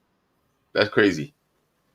Bro, when both of them never got married, JR, through the show, like all the way to the end of Martin, that's when he got married. That's what I'm saying. Like Fresh Prince, like he had a girl every other episode, right? He was basically macking. They weren't in no serious, steady relationship. And Martin and Gino, man, that could never have taught you how to date, bro. Like that's crazy. But I think he may have tried to use some references that he felt may have been familiar with her, but again, like wrong choice of references. None of those shows were about marriage or committed relationships or anything like that for you to use it as a reference point in a situation. But and this is also when they both spoke their native language together, right? So that was a bright spot for me because they have that in common. So when I saw that, I was like, okay, like these two could do well because that automatically brought some familiarity, some commonality. But yeah, the Fresh Prince and Martin reference, that's, yeah. And in the comments, now I didn't forget about Nia Long. That wasn't, listen, Fresh Prince had numerous ladies in that show. Many women, many actresses made their cameos in there to be his love interest. So it wasn't a relationship thing at all.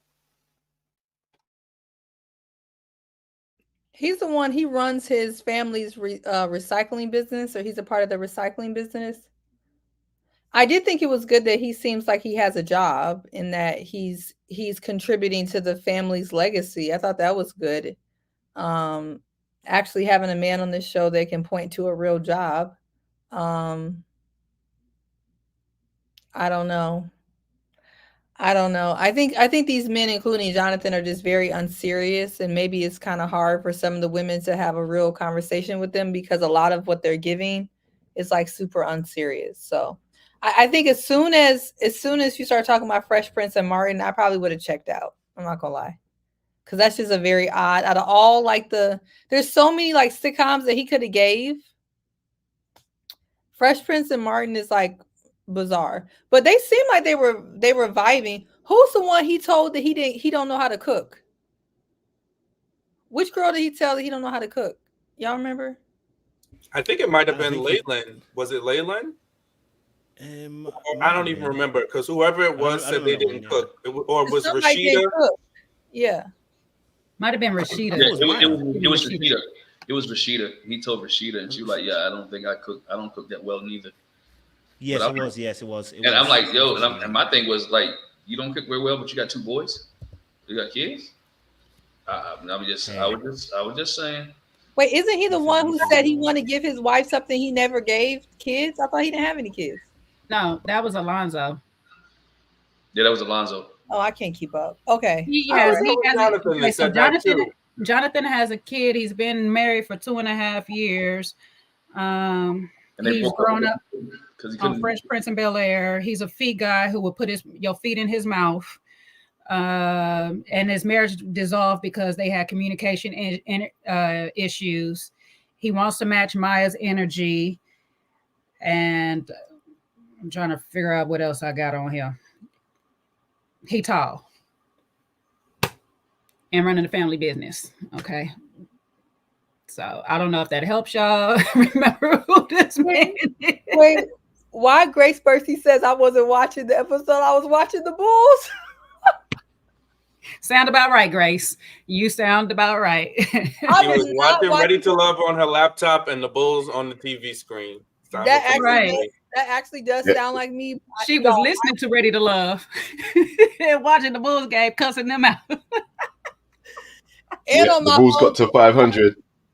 Yeah, because you start confusing me because I'm like, yeah, you're right. And I'm like, wait a second, I can't listen to her. I watched the blind leading the blind at this point. I watched it twice. I swear I thought they said Jonathan at the end of the game was the one who tried to give his... Look at the end of the game. She's going to be talking about he was at the 3-point line next. Yeah, she's going to be talking about when they went into overtime? No, the end of the Ready to Love game, y'all, not the basketball game. He was shooting his free throw shots. I'm done with y'all. I tried. No, but yeah, it was 2 different conversations between that he had with Maya and Leyland. I'm not sure if it was that. I know for sure he was really attracted to Maya because he told the bartender he wanted whatever she's drinking to match her energy. And by the time it was done, he was clearly matching her energy because she was feeling him as well. With Leyland, he was a little bit more drier. He was trying. I don't know if it was just because the energy wasn't coming back for him, but if he says he has communication issues, he's obviously not.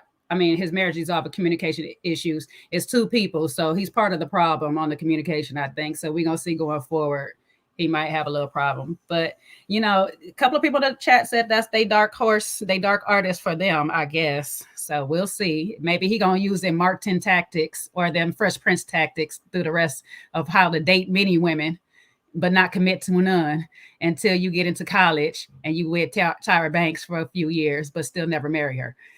You know, so there's that. Listen, I mean, I think it's piss poor that as a grown man, I don't know exactly his age, but I want to place him somewhere between mid-30, upwards of 40. And you don't know how to cook? Yeah, I think you're gonna struggle out here, bro. You're gonna struggle, bro.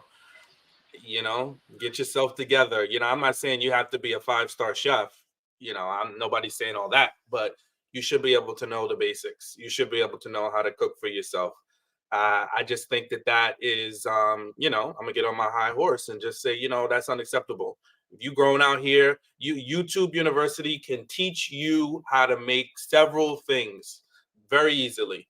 If not, call your mama, call your auntie, call somebody, and learn how to cook, bro. Like, come on. And that's another way. You want to talk about being romantic and watching TV. That's another way to romance the ladies. Cook a, you know, get your good meal down and learn how to cook. And lastly, I just want to talk about Maya, because we spent a lot of time talking about Jonathan, but why are we not talking about Maya? Because Maya is fine. She has a beautiful smile. I think she is highly engaging. I like her energy. You know, that's another thing I talk about often behind the scenes. Like, somebody's energy, oh my God, that's so important. That's so enticing.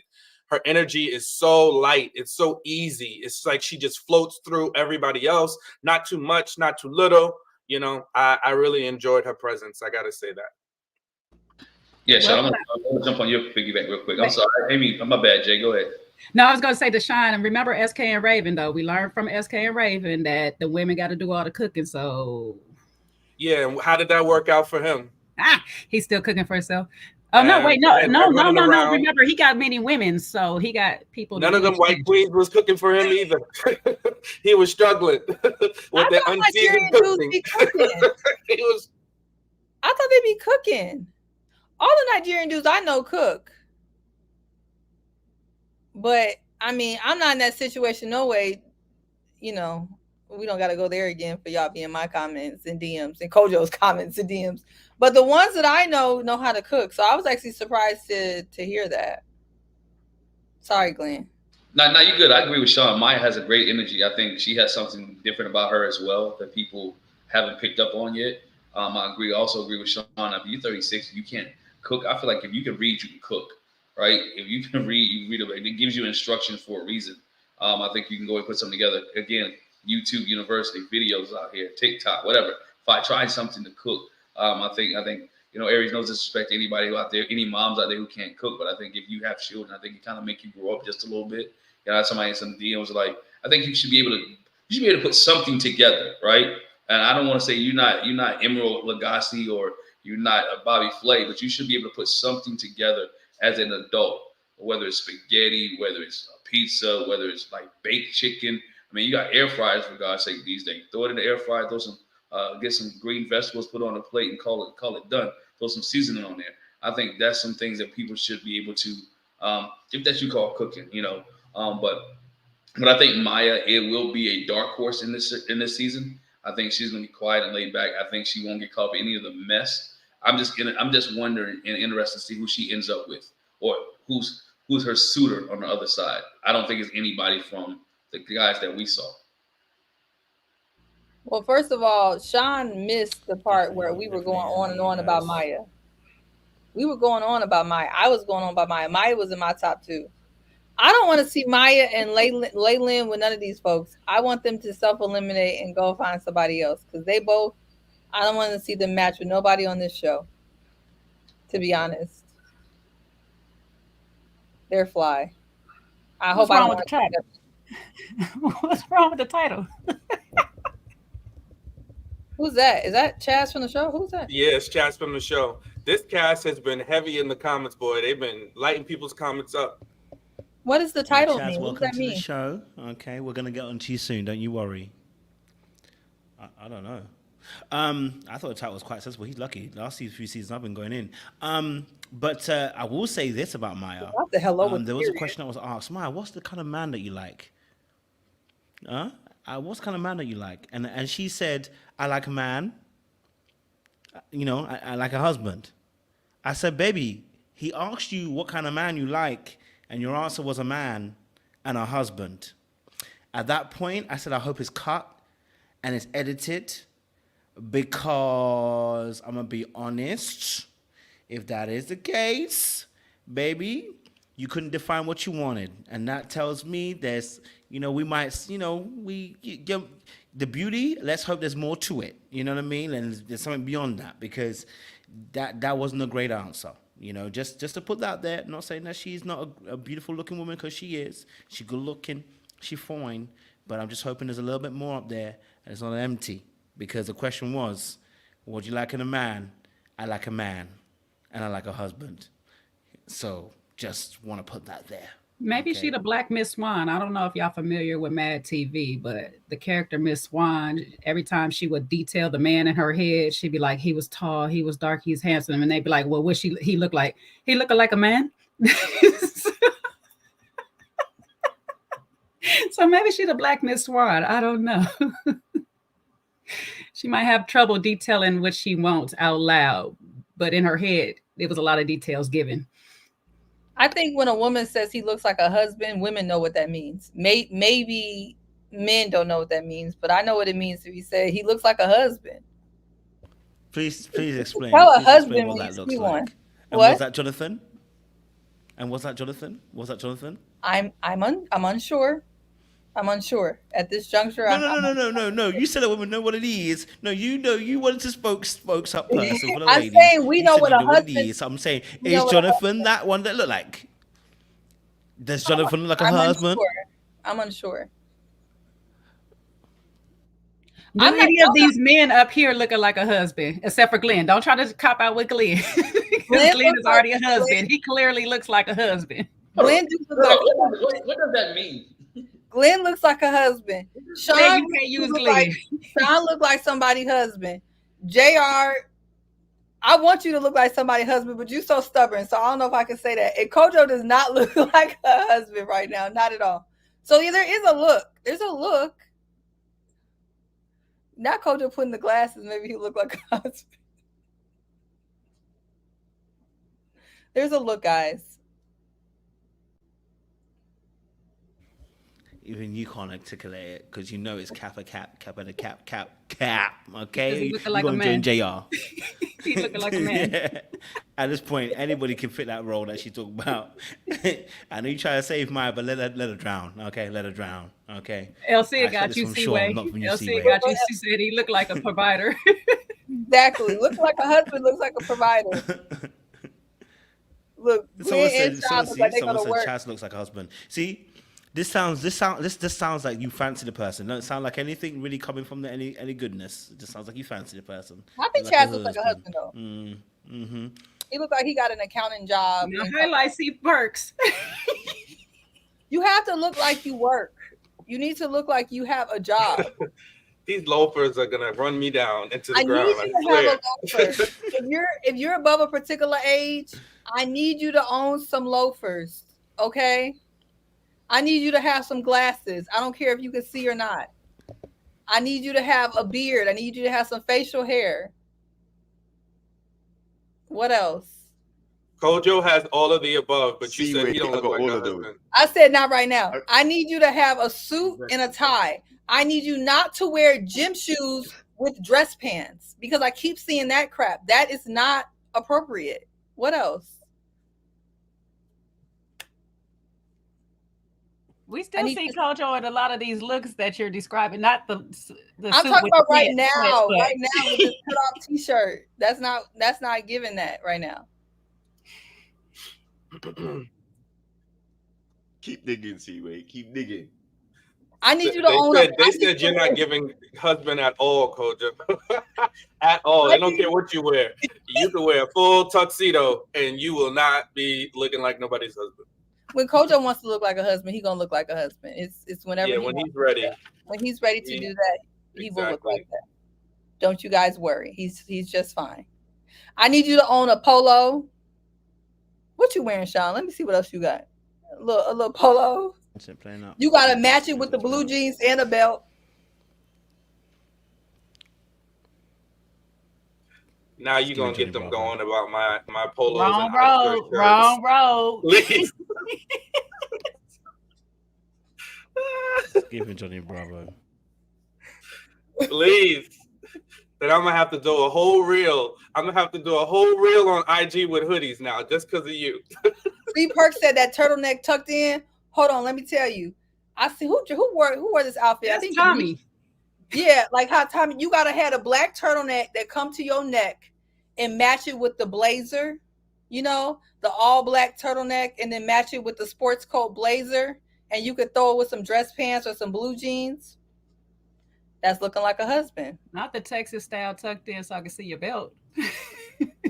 I ain't even mad at these. I'm not even mad at these generalizations. I just know it's leading you all astray. It's leading you all astray. I don't want it to continue. Let it continue. Let them be led astray. Hey, see what false prophets. They wear the women's pedal. What a husband look like. That's what we doing. These false prophets are going to be all prophesying the falsities on you guys. You'll be following these tight panties, belt wearing, tight shirted man. If he wear the tube socks with the sandals, he is a husband, baby. Exactly. He gonna have a pager on him too at this rate. So don't worry, you continue. Not the pager. You have a pager and they said the money clip. Croc shoes ready. You need the money clip. You're gonna have a little shake as he walks. I hear it. Just a slight pause on that, Kojo. What's wrong with that? Just a slight one. No, but you must have missed the shake. The shake was this. The shake on the walk. How was that? Coming up to you, hey, baby girl. What was wrong with that one? Jay's kind of helping you out, but I'm not sure what you were saying. And your nails have to be manicured. If you looking like a husband, you also go to the nail shop. It's given Maurice, and I need you to stop. It's giving Maurice without the beard. No, Maurice is like a deacon. There's a difference. There's added layers when you look like a deacon. There's a husband and then there's a deacon. Nah, you didn't think it was fly when he had that LV gun holster on with the white shirt. Mauricio was also looking like a candy striper sometimes too, so there's that. So. Yeah, he had a candy striper. He worked at the candy factory. You talking about Morier or Maurice? I said Mauricio. Mariar. That's Morier. Yeah. I don't think Seaway was talking about Morier. Though. Oh, yeah, I got him confused. She was talking about Maurice from Ready to Move. Charisse Maurice. Okay. Yeah. Oh, I was talking about Morier. Y'all talking about Maurice? Oh, Lord. Talking about Mariar. I'm talking about Mariar. Oh, God. Child, Maurice not even in my mind right now. I forgot about that. I was thinking about Morier. We're entertaining Kojo at this point. Let me stop. Clearly. we have gone down a rabbit hole. Yeah, rabbit hole. So because they're but listen, I think we were able to get so much side talk about nothing really because they didn't really have a substantive conversation. That's just what it is. It wasn't anything, to grasp onto there. Leyland was sitting good, laid out there on the beach chair, whatever that was, and Maya was just smiling. And John was talking about nothing, bumping his gums, talking about Martin and the Fresh Prince, or where he got his romance ideas from. And Kojo has left the building. Yeah, and I think for me, I was a little distracted by how pretty some of the women were. I wasn't listening. Like no one was talking about nothing. So I was like, oh, I like their outfit, or I like their makeup, or I like that's kind of where I was. I wasn't really listening to what they were talking about. Because they weren't talking about much. So I need to be paying attention, guys. But I hear you. All right, cool. Let's move it on then. From that. Oh, what do you guys think? See, you could have talked about this. Jonathan said Jonathan was on the the game, and they said obviously they thought that Jonathan was very assertive, but then we realized obviously he's the one that got lost in his wife. So, and obviously that's why, that's probably part of the reason why he, divorced his wife or whatever. What's your guys' thoughts on that particular aspect from Jonathan? Sound like that was some fishing for some pick-me's. Sound like he was fishing for a pick-me or two. What does that even mean? I think the question that concerned me the most is that he like his what's that, the area, the gooch grabbed. He like his gooch grabbed and his tank played with. No, Jay, don't do him bad like that. He said that was the freakiest thing that was ever done to him. Well, blame Tommy for reading the question wrong. This cast is very active in the comments. He gonna jump up here in the comments in a second. Well, tell him come up and explain what he like. Or, tell us how he liked to grab. Did they like it from the back? When they grab it from the front? I just want to know. You know what I'm saying? Was it like this? Can we move on from that, please? I didn't need to hear it when Tommy said it, to be honest.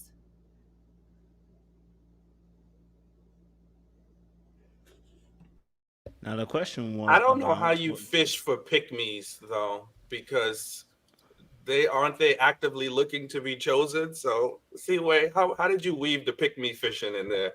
Oh, it's easy, because that's how you fish for a pick-me. When you start saying something, I was lost in my last relationship trying to please my wife, the pick-me's gonna go, oh, you wouldn't have to work too hard to try to please me.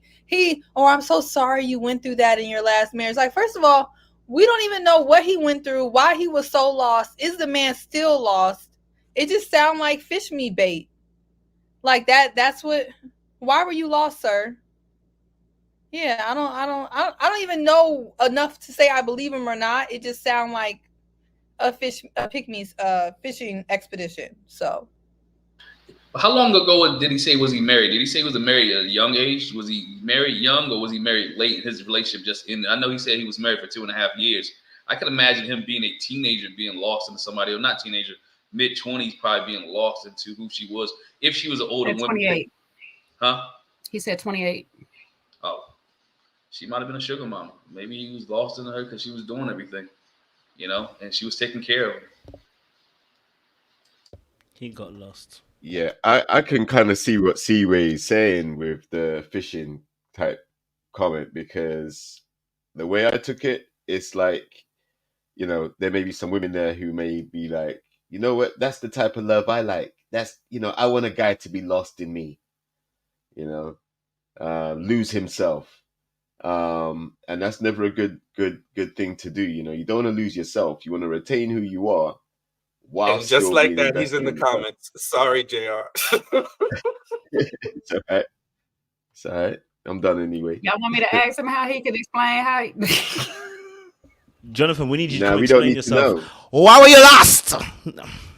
That's what we want to find out. Sorry, they want to find out why you lost, Jonathan. No, we really want to find out. I think personally he was lost. That you can't grab this part, which clearly, if I can grab your hanging fruit, I can grab all of that. Like, how are you linking that to getting lost? What's going on?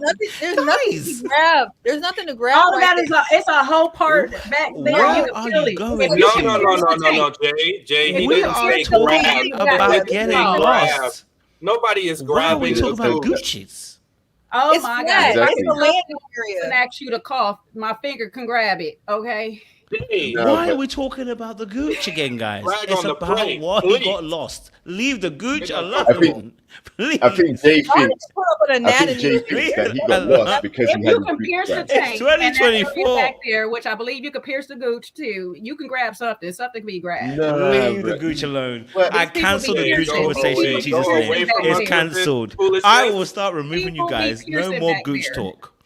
No more gooch talk. We are talking about why he's lost. I feel like Vanessa. I feel like Vanessa with Lamar. I'm completely uncomfortable. Just talk about Jay trying to say that he got his gooch grab so good that he lost his mind. He lost himself. I don't want to hear any theories. I just want to know why is he lost. That's why Jay is saying he was lost. Now, if that was true, then maybe it wasn't a pick-me expedition. Maybe he was really going through something. I'm not sure. The brother said he was lost. I like to take it in a nicer way. He said he was lost in his wife. It's nothing to do with Gooch. Well, was it her that did it? Was the wife that did it? No, leave the Gooch alone. My God. I didn't ask about the Gooch. You're the one who keeps saying Gooch. I just said, did she do it? Let's leave that behind, like the Gooch is. Let's leave it behind, okay? See, you the one who Let's focus on the front. Let's focus forward. Yes, let's please. focus forward. Let's elevate this conversation. It is going too far. It went south, real south. Yeah, well, let the brother live. Let the brother live. Now, with can the we down focus? south behind? It's What am I supposed to do? It's not a safe space. He's talking about we need relationships. to be a safe space, you know. So Yes. let's be a safe space. Let's guys. leave that behind. So we're talking about him being lost. Okay. I want to know why you felt like he said he was lost in his wife. Why he lost his wife. What can that be from? Leave the Gooch alone. Thank you. Why do you feel like he was lost in his wife? Some answers about that would be very helpful, guys. Poor boundaries. Okay. Mm-hmm. How about that? Mm-hmm. I like that. You want to expand on that? I mean, okay. I thought this was like Family Feud. Shout my answer out. Good answer. Good answer.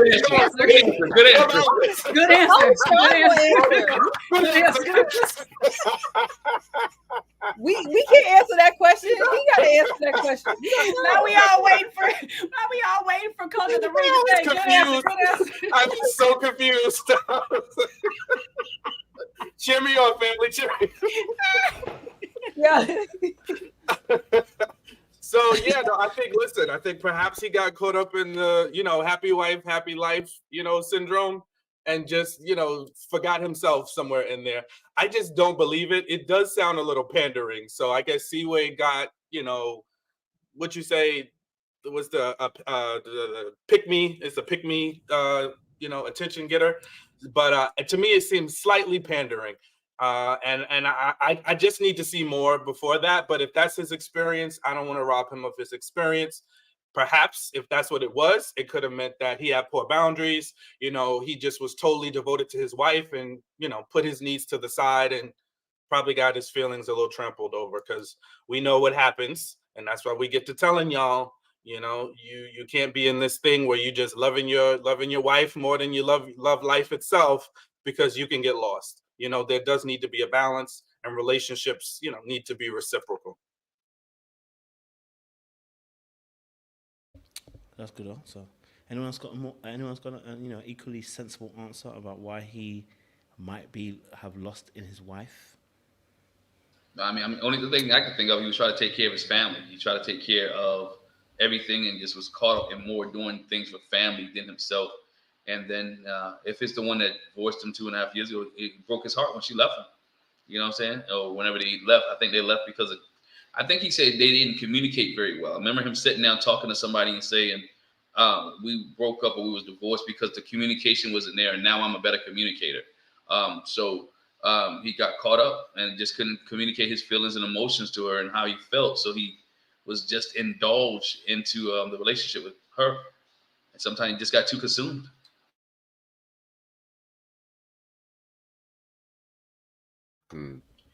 I think it could be that. I also think it could be maybe the communication issues led to arguments that, and the resolution to those arguments may have been difficult, or, the arguments may have been too frequent. So it wasn't a healthy situation to stay in.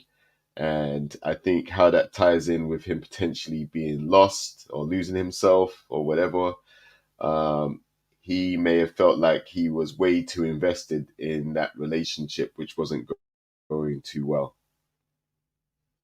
So communication, plus the fact that he was probably in too deep at some points and forgot about or took his eye off the ball when it came to his own outlook on things or well-being or perspectives going forward.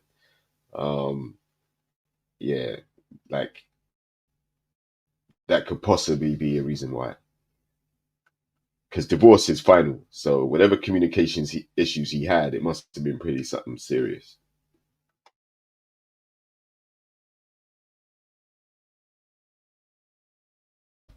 Thank you. Any more sensible answers, guys? No, but y'all done ran him off being low vibrational, and now he's gone. Hush, She-Way. He ain't gone. Anyways, He's just not coming he ain't gone. Trust me, he was over here laughing at it the whole time. Okay, he ain't gone. But I'm gonna go with on the lines with Sean of the boundaries, and plus he said himself he didn't quite have confidence.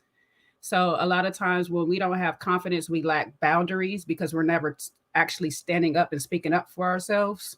A lot of times, and he said it was a communication thing. So I think part of it is that he might not have communicated, like Glenn was saying, a lot of his feelings and his emotions and his boundaries on certain things. And so that might have played a part, and it could be vice versa. And it might have been a little bit of love bombing and manipulation added all up in there. But we always hear communication issues and we think that we're just arguing all the time. Sometimes it's that we're not speaking up for ourselves, or we're not letting people know how they're actually making us feel in certain situations that we don't like and we don't agree with. And we start to let people run us over a lot. So it could be a lot of that.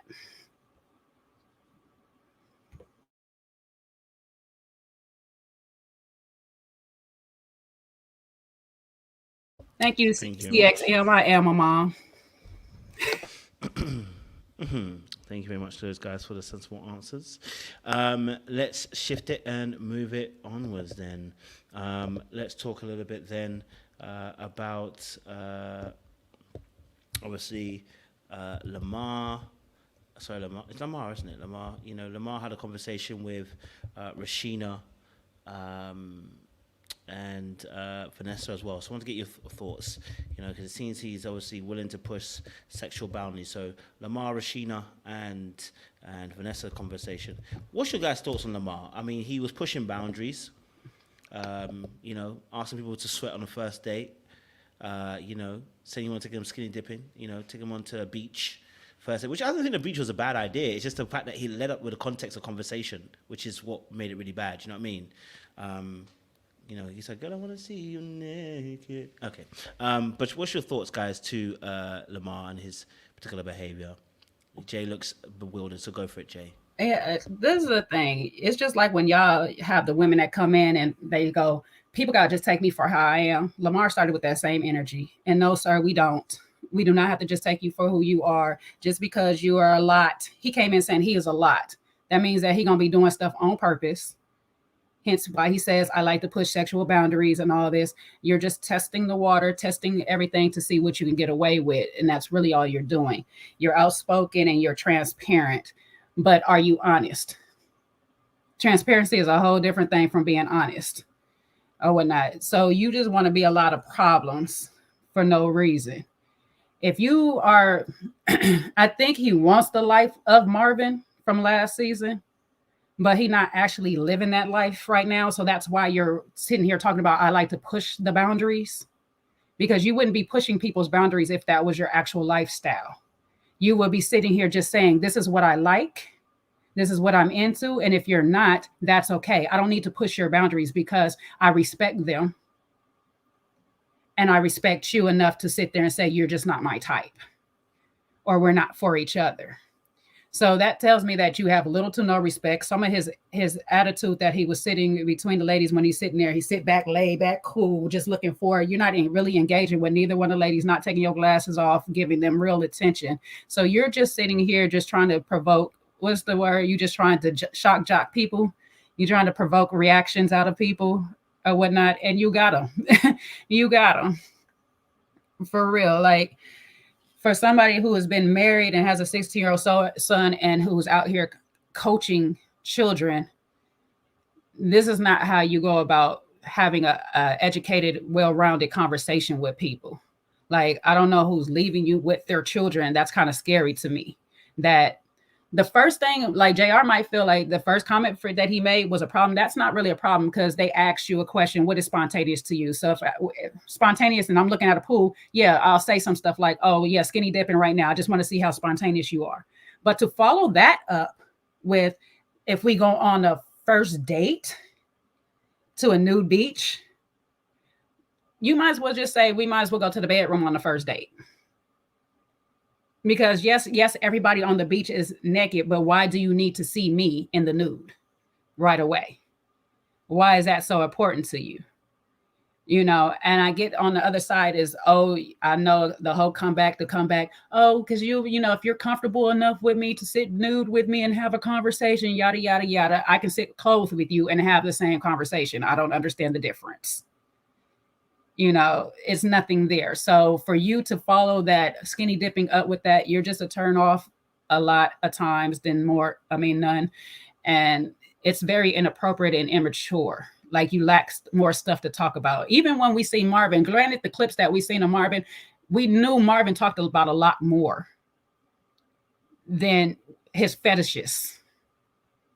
He wasn't just filling the women out for that. He just got that out the way so the women understand the type of lifestyle he's really into. But to sit here and be like, on the first date, I'll take you to a nude beach. No, sir. And I was kind of glad that Vanessa just stuck her ground right there and was just like, yeah, no, sounds great for you, but not for me. So yeah, even though that's my dark horse to watch, because some of these ladies is intrigued by it. We got Rashina over here caping for the man already. She ready to jump in the pool with him in the nudes. So he gonna be getting voted a while because he seems to have some type of charm to keep it around. But yeah, we'll see how long it lasts. I just think he couldn't read the room. I think if you read body language when he talked about being spontaneous and jumping into the pool naked, right? You can see the body language of Vanessa. You can see the body language of the other people. Read the room. Don't go into the next conversation about I'm taking the first date onto a nude beach, right? That shouldn't even evolve into that conversation if you was conscious about your surroundings, right? I think somebody said in the chat. Why would you even go there? You're trying to get to know these women, right? And if it was reversed, if the men were going home, would he have said the same thing, right? If the men was going home, would he have came and led off with the same thing? He felt like he was safe because he was in charge. I think Seaway, somebody said it earlier. Tommy let them know. Don't let them know who's in charge, right? Until you get to know each other so they can play the role out. Because now he feels safe. Oh, I can say what I want to say this week. I ain't going home.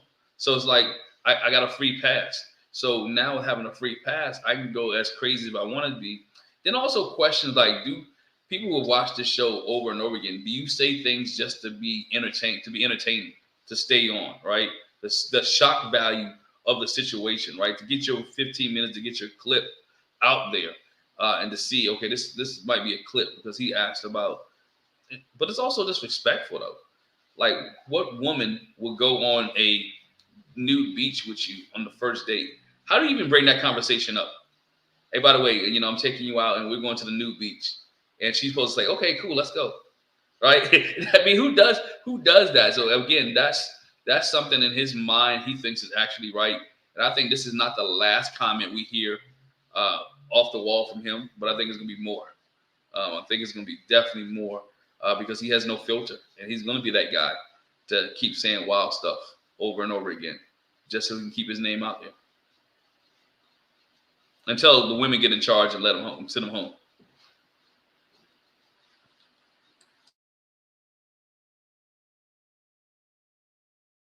Yeah, I mean, he just seemed like he was attention seeking. He wanted to be the Habibi. I'm gonna use Habibi over Marvin because I think Marvin was more about that life for real. I mean, you see who he's with now. I think he legit was seriously. I don't think he was saying that for shock per se. I think that was just kind of more his lifestyle. But he's trying to do the Habibi route, and I don't really feel like it's landing. And I don't know how old this man is. Do y'all know how old he is? Y'all let me know 42. In the chat. 42. He's 42. Yeah, there's a little bit of arrested development there. It's some immaturity there, and I'm noticing a lot of that with the men that come on this show. They just don't seem like they understand what's appropriate and definitely what's age appropriate and the type of women that they're talking to, and that they wouldn't be interested in the things that they're talking about.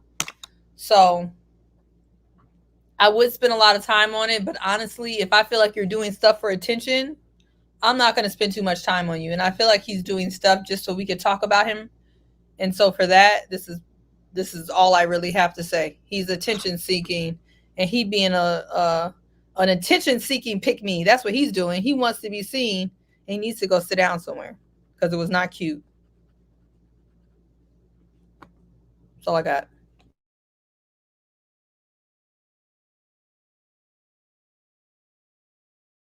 Sean, do you have thoughts?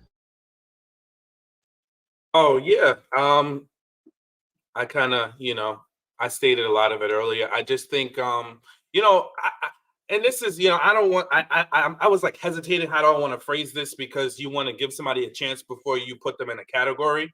But I'll just say this. I'll say that as men, we have a lot of unlearning to do when it comes to our behaviors. And it's stuff that I'm still learning now in my ripe old age. So I just think we just need to be careful of how we talk to women, because you don't know a woman's past. So when you say certain things that are of a sexual nature, you can make her uncomfortable. And I just think it's work that we have to do. And sometimes it's unconscious crap that we just get so used to doing because it becomes normalized. But I do think as men, we just need to be a little bit more sensible with how we talk to women, especially in regards to sex. And we need to make sure that, the woman that we're engaging in that type of banter with is down with it. And we need to read the room if we go too far and she's uncomfortable, even if it's with verbal conversations. So I just think he has some unlearning to do, some work to do, as we all do. But I think I just want him to do a little bit better and elevate his conversation. I agree with that. And listen, what he said was not the wildest thing we've heard on a season, but like by a guy, right? Like you said, we've heard some wild stuff. I still think like that Marvin dude leading with what he was talking about and referencing things, his kinks and everything, like every single time he spoke to somebody, he was on that. I think that's way worse. But in this situation, like it didn't need to go to that level so quickly, because you don't know these ladies. You don't know what their peeves are, right? They may not want to open up to you about what skinny dipping and sexual stuff or anything like that. So yeah, I just think he definitely needs to read the room better and temper his libido a little bit, because if you start leading with sex, you're going to be seen as the guy that just wants to hit and quit, and they're going to bounce you out of there very quickly. I mean, whatever happened to getting to know somebody first, right, on these shows, right? You don't even know her last name or how to pronounce her name, whatever the case may be, and you're trying to see her naked already. That's and at 42, like I think Sean said, that you should learn some things by that age. You should be a little bit more seasoned and a little bit more cool with how you play the game, if you play the game, or how you talk to women. Just being able to talk to women, that's like natural home training, which explains why you're on the show, because you couldn't do that. So. And I'll just say, like, if you're looking for a one night stand, and I mean, listen, I'm not saying I'm Hitch, I'm the dating expert, but I do know a few things. And I know if you're looking for, a one night stand, you're looking for a casual first encounter, that's typically not the way to get it. It's typically not the way to get it, by just coming out there being so like a little bit raunchy in the beginning. I think, you gotta check the temperature of the room first. And it just was unfortunate that he didn't do that. I think, listen, if that's what you want, I don't think there's anything wrong with that per se for that person, but I don't think that's the way to go about doing it, especially on such a very public platform where you run the risk of embarrassing yourself and also the woman that you're having conversations with. So I just think, we've seen plenty of guys on Ready to Love, and we done heard the behind the scenes where there was a one night stand or two. And most of the times it wasn't the ones that was out there talking about sex right in our faces. It was a little bit more subtle, a little bit more reserved, So I would just say, bro, don't, and I get it. Like sometimes you're on camera, you don't know what you're going to say, or you just want to be your full authentic self dialed up. Just reserve yourself and choose your words. And especially, because I think Rashina gave him a little grace and kind of went along with it. Because you see, the first thing she said was, and she was like, I'm not spontaneous. So that let you know already she kind of was her first. It was the no to let you know, I'm not really comfortable with this conversation, so I'm just going to shut it down. But then she gave him, she's like, oh, okay, yeah, maybe I'll do, I'll do the skinny dip, and I might do that. And Vanessa was still like, no, so that's your chance to kind of dial it back. Hey, I'm getting a little bit openness, but why do I need to keep pushing and pushing and pushing and pushing that boundary? I think, we don't need to do that in 2024. We don't need to be pushing people's boundaries, especially when it comes to things, sexual.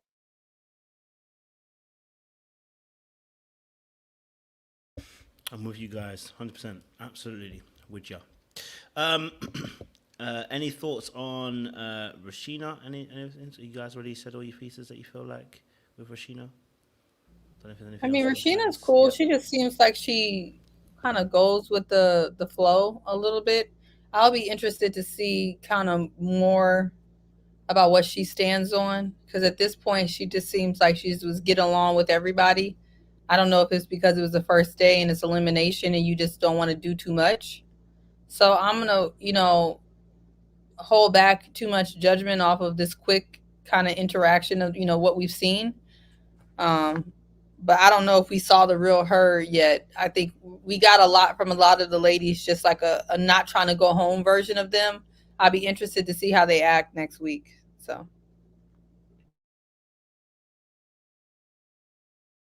I think Rashida is gonna be like a Kyoshi, a little bit or whatever, because she already attracted to Lamar. That's a little bit of a problem. She attached, just like Kyoshi, however you say her name, is attracted to Laron. So these are gonna be something to watch or whatnot. But I'm curious, like Seaway is, more on her divorce, because she said divorce separated. What the heck is that? I'm separated, divorce separated, how she said it or whatever. It's just like, usually you just say you're divorced. You don't say separated in there unless you're not fully divorced yet.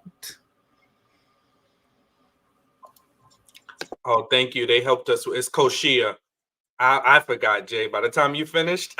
Yeah, I know it's co something. So thank you, guys. Koshia. So I got to keep it.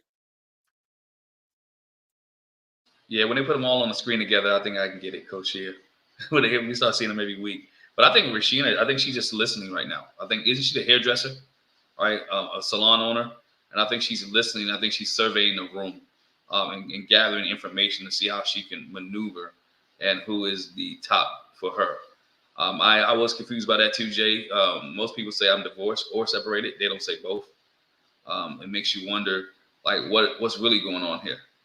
Like, what's really going on? Are you separated or are you divorced? Or are you in the process of getting that? But I wouldn't see them putting somebody on the show.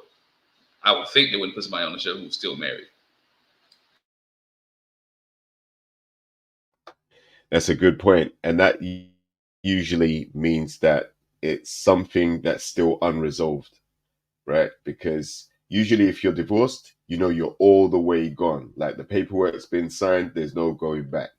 If you're adding separated in there, separation is something completely different. You're apart, living separate lives or whatever, but there's no paperwork finalized, right? So you're still married technically in name. So you can't be both. It's either one or the other, right? So I think that mixed signal, or that lack of clarity, may bring some confusion. Maybe she'll shed some light on it as the season goes on. But you usually know whether you're in or out of your marriage. So, yeah, it could be a legal separation. Honestly, we're gonna see if that comes up again. But still, yeah, it could be. But divorce is final. Right. So that's where I'm saying it's like it's a mixed message there. Like, she needs to clear that up with whoever she gets more serious with or comfortable enough to open up about it. Okay, I hear it. Let's move on. All right, cool.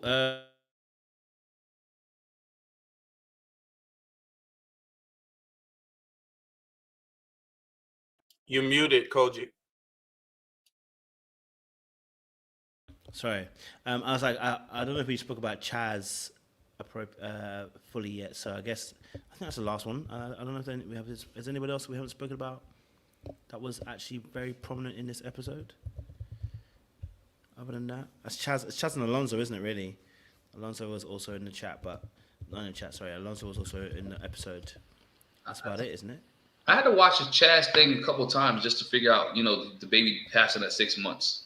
I had to watch it a couple of times to see what he actually was saying. I think it's kind of sad. Wanted to dig into it a little bit more. It's kind of heavy to give somebody on the first day that you're meeting them, but it is real heavy. But I guess he was telling this story, right? Why? And I think that was why he didn't want to get married again, or why he didn't want to have kids. I couldn't remember which one it was, whether it was to have kids or get married, because he had lost a child, and he was still dealing with that, and still is dealing with that. And I think that is a difficult thing, because he said, especially when he said, I saw her give birth, and we had the house taken care of, and we had the crib, and we had the chair. We had everything planned. And then in the process of going through this, you lose a child. That is sad. And I think that's healing. And that's something, that's his trauma that he has to deal with, and something he's dealing with. And that's something involved in relationships, especially going through this process. If you meet somebody and they want kids, like, do you want to do that again? Right? Do you want to go through that process again? Are you ready to go through that process again? What kind of joy when somebody's pregnant? Are you worried about that the whole way through, or you enjoying the moment of them being pregnant? So it's a lot. Be interested to see how if it comes up again and how it plays out, and how it deals with him being involved in a relationship with the rest of these women. Yeah, condolences to him. As I watched it back the second time, I realized he detailed how old the baby was in the confession part, but he gave her the roundabout short version. And I see people in the chat saying that it's a trauma bond tactic. I don't think this was a trauma bond tactic, for the fact that he was talking about her. They were talking about her children first, and that she had some boys, and she asked him, "Do you have children?" And so that made him tell a little bit roundabout story of, yes, I was supposed to have a child this age, but however, I lost a child. We didn't see him go into details with her. He probably did, but at the same time, he did it for us in the confessional part of it, that he just said that the baby was lost at 6 months. And I'm with you, Glenn, because we usually get the stories that they go through the miscarriage and the child is not born, but to actually be able to hold your baby, have some time, spend time with that, that's a different type of trauma. And I can see why a person be a lot more hesitant. Both parties could be a lot more hesitant on going through that again, because that's a grief that you have to really get past to say, I want to do this whole process. And for him to even detail saying that they planned a home birth, they did this, he was very involved in trying to have this baby. And I'm wondering if that's part of the reason they separated altogether, and how it played a role in each person's part. Who was the one who was still trying, who wasn't still trying, who decided to give up altogether on the marriage because they didn't want to try anymore, or if it became like issue between the two. Sometimes one parent wants to move on and the other doesn't. So there's a lot at play, and I'm wondering how far he is healed in that, like you say, Glenn, to see if he comes across one of the ladies that want more children or wants to have a child at all. Some of these ladies don't have any. So if he comes and he links with one of those, how would that play out going forward? It's a lot on a person. However, Chaz is one of my dark horses. He came in liking everybody. He like every flavor in here or whatnot. So we gonna have to see how he really be moving on these streets. Is he a full-time playboy now that he is all the way out of his marriage and he just back in these streets, or is he actually really trying to find another wife and try all over again? I'm not really sure. But he linked to Rashida, who he likes natural, and she's saying that she's not that type of girl. She likes to do her makeup and be dressed up for a man and do the nails and the lashes and all those types of things. So I'm curious to know how we go from one extreme to the next. So, and you need to explain how God is painting the skies for you to go ahead and give Vanessa the dynamic sunrise that you claim you want to give her, the sunset that you want to give her. So we're going to watch you, Chaz. We watching.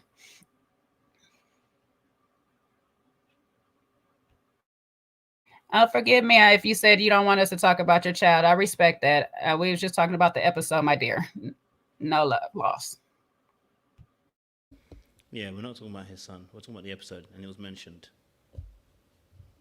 I don't want to be insensitive. It's just that if you mention on the show, I'm going to talk about what happened on the show. So I'm not going to talk about the son, but it did happen on the show. So that's what we mentioned. All right. Anyone else have a thought process? Yeah, no, I was just agreeing with moving on, because when you got people in the comments talk about trauma bonding, I'm like, y'all, it's insensitive, because people don't know. No, I mean, it's their opinion, but I just think personally, when you go through stuff like that, you don't know how you're going to respond to it. There's people who have one miscarriage and just don't want to go through it ever again, you know, because of the mental stuff that you go through. And some people, you know, like with Nick Cannon's situation, his child unfortunately passed, and then they had another kid right after. I personally don't think I could do that. I think it would take me like 10, 15, 20, 25 years. You know what I mean? So that's just me personally, but everybody, you know, deals with things differently. The thing I was really confused about, and maybe he could chime in, and maybe it was editing, but I didn't understand why we had to talk about not liking the bat lashes and the non-natural look in front of the ladies. It seemed like it was almost like a headshot at the ladies, because there was about 3 or 4 of them that had like 10 pounds of MAC makeup on their face, including the one that he liked. So I was kind of confused about not liking the lashes and the makeup and the wigs, and then you like one of them, they got a lot of that. So I thought the ladies dealt with that comment pretty good, but I thought that was different. And plus, especially because the one, was it Rashina? What's her name? Seems very different than Laylin, right? Vanessa. Vanessa was the other one. Is Vanessa? Yeah. Right. Oh, Vanessa right. is the sunset, and Laylin is not Laylin. Rashina is the salon owner with the nails and everything. Exactly. Like for me, like I'm not a guy, but for me, if I'm going for Vanessa, I'm going for Vanessa. If I like the other lady, I like the other lady. It seems like it's gonna give all over the place, so I'm interested to see, because they give 2 completely different types of vibes. But there's nothing wrong with liking natural. The bat lashes, I personally cannot stand them. I really wish people would get rid of these lashes I literally cannot stand these lashes. So I get why dudes are tired of all of that, but I'm not sure I would say I hate the bat lashes in front of people who got the bat lashes. I would just try to be a little nicer than that. So we'll see. Oh no. D-Way. Mute yourself. D-Way. You should have said that. You should have said that after, Sean. Sean, you should have said that after. I know. I usually know better, but C-Way, just Coach Joe, you might have to put her backstage if she gets it. I've muted her. Yeah, listen. Yeah, I'll just agree with C-Way on that last comment, because I think everybody has a preference. And again, I'm in 2024, so there's certain things I'm unlearning. And I think, you know, I too might have made a comment like that myself, you know, even a few months ago about the bat wings and, you know, everything else. But I just think, like, just move around. I think, you know, what's understood, you don't need to really go after people and be a little hurtful. If you don't like the hairstyle, you don't like the makeup, you don't like the eyelashes or whatever, just move around. I think you can stop and just say natural. I think there's nothing wrong with that. Sometimes we do get hit with some swings. Well, that's not who you liking on Instagram. Oh, hey, you got it, sis. You're right. But I like natural women, you know, and that's it. We're just gonna move around. I think we don't have to like throw little jabs. You know, I think that's stuff I'm gonna work on myself too. So that's all I'm just saying. You don't have to like. I think that's why I don't like that settling comment either, because you don't have to downgrade somebody to lift yourself up, right? So in describing your preferences, you don't have to downgrade the person because that's somebody's style, that's somebody's choice. They want to do it, they go right on. I just not for me. I definitely hear you on that. And just when Room said, do you men know what natural is, or are they talking about light skin, 3C, curly hair? Can I just say this? I am sick and tired of women telling us what we don't know, what we do know. If we say we like something, I need you to accept it and move the frick on. It's boring. And it's annoying. It's like we tell you what we like and they'll be like, you don't like that. You don't like that. You don't really. It's like, how many times we go and tell y'all we like that? Okay? All right, we like that. Okay, you gotta leave it alone. Okay? Do y'all know what 3C curly hair is, though? Huh? Do you know what 3C curly hair is, though? I don't know what 3C is. I've seen 4C. I didn't even know there was 3s in there. I only knew the 4s. Wait, Kojo, I have a question. Yes. I have a question. Devil's advocate. Yes. If a man says that he likes natural, yes, on a show with black women, yes, and he ends up with a preference, does that aid the discussion to the person's point? Because we're shutting order in the court. Order in the court. No, I have a real question. We can't just shut her down. If a man says that he wants natural on a show full of black women, and the version of natural is not 3C. We're not it's 2B.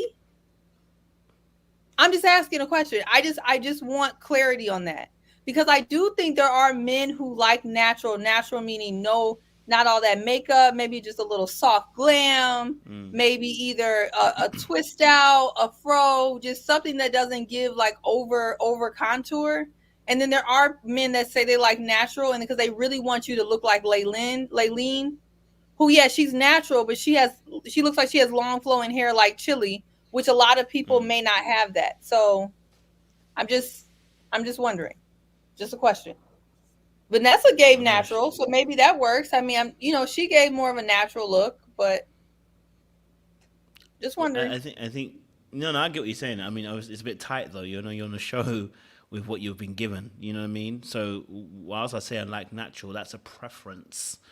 In what we like. So if that's the ideal thing that we want to go for, that is what it will look like. And to be honest as well, when we're talking about natural, there is a little bit of a scale. I also understand sometimes with men. So someone might say natural, little or minimal makeup. Somebody might be natural and say no makeup at all. Someone may say natural and want actual Afrocentric hairstyles, which they don't mind having extensions with. Or someone might say, I really want it natural, as in nothing in your hair, no product, da-da-da-da. There's a little bit of scale with that, just a little bit of scale with that when it comes to men, right? But the reality of the situation, like I said, I think a lot of men do like things being natural as much as possible if they can, and it to look good. It's not just natural and you to look like you just come out from a bush. It's not meant to be that. It's meant to be looking good and so you look presentable, you look nice. The same way you look at a man, you want him to look presentable and look nice. So it's the same thing with men. When they say natural, we want natural. There are men who are going to lie and they are always there. There are men who are going to like BBLs and they're always there. There are men who are going to want breast enlargement, whatever you want to call it. It's there. But a lot of men, they want a natural, and that can range a little bit, little to no makeup to done very well or no makeup at all. You know what I mean? My natural is not necessarily what Sean's natural is. You know what I mean? But I think we can meet on some ground in terms of what we like.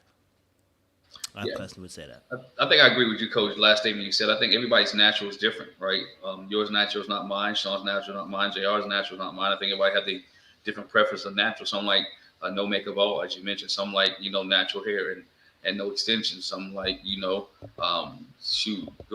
get deep into color of lipstick a person puts on. I mean, I know that's kind of demanding and demeaning to some women, but I mean, everybody has a different flavor of what natural really is and what they feel like natural is. And I think sometimes when you go on TV, when you go on these shows, I think they're going to put makeup on you, right?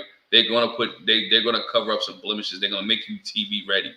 All right. So I don't think when you look on TV, you're going to get anyone 100% natural without having some type of makeup or some kind of product on. That's just my thought, in my opinion, on that one. Of course, I'm not a man, but a lot of times the men I come up by that say they like natural is not that they don't mind you in makeup from time to time, but most of the time they will prefer that you are just like more fresh face, more like with your actual hair, not weaves everywhere, not braids, all of this. But it's not that they don't mind it. So, or you don't look like a different person when you take the makeup off. Like what I see and when I take you home is not different. Yeah. Right? I can be able to see what you are with what you have on. Now, when you take it off and you are 2 shades lighter, that's a problem. Or you go home or you look totally different. I got to look at the ID and ask you for your name. If you're the same person that I met, that's a problem. I think that's what God's talking about. Be the same person with it on and off. No witchcraft, as one of my friends say. I don't need witchcraft and sorcery and all that type stuff.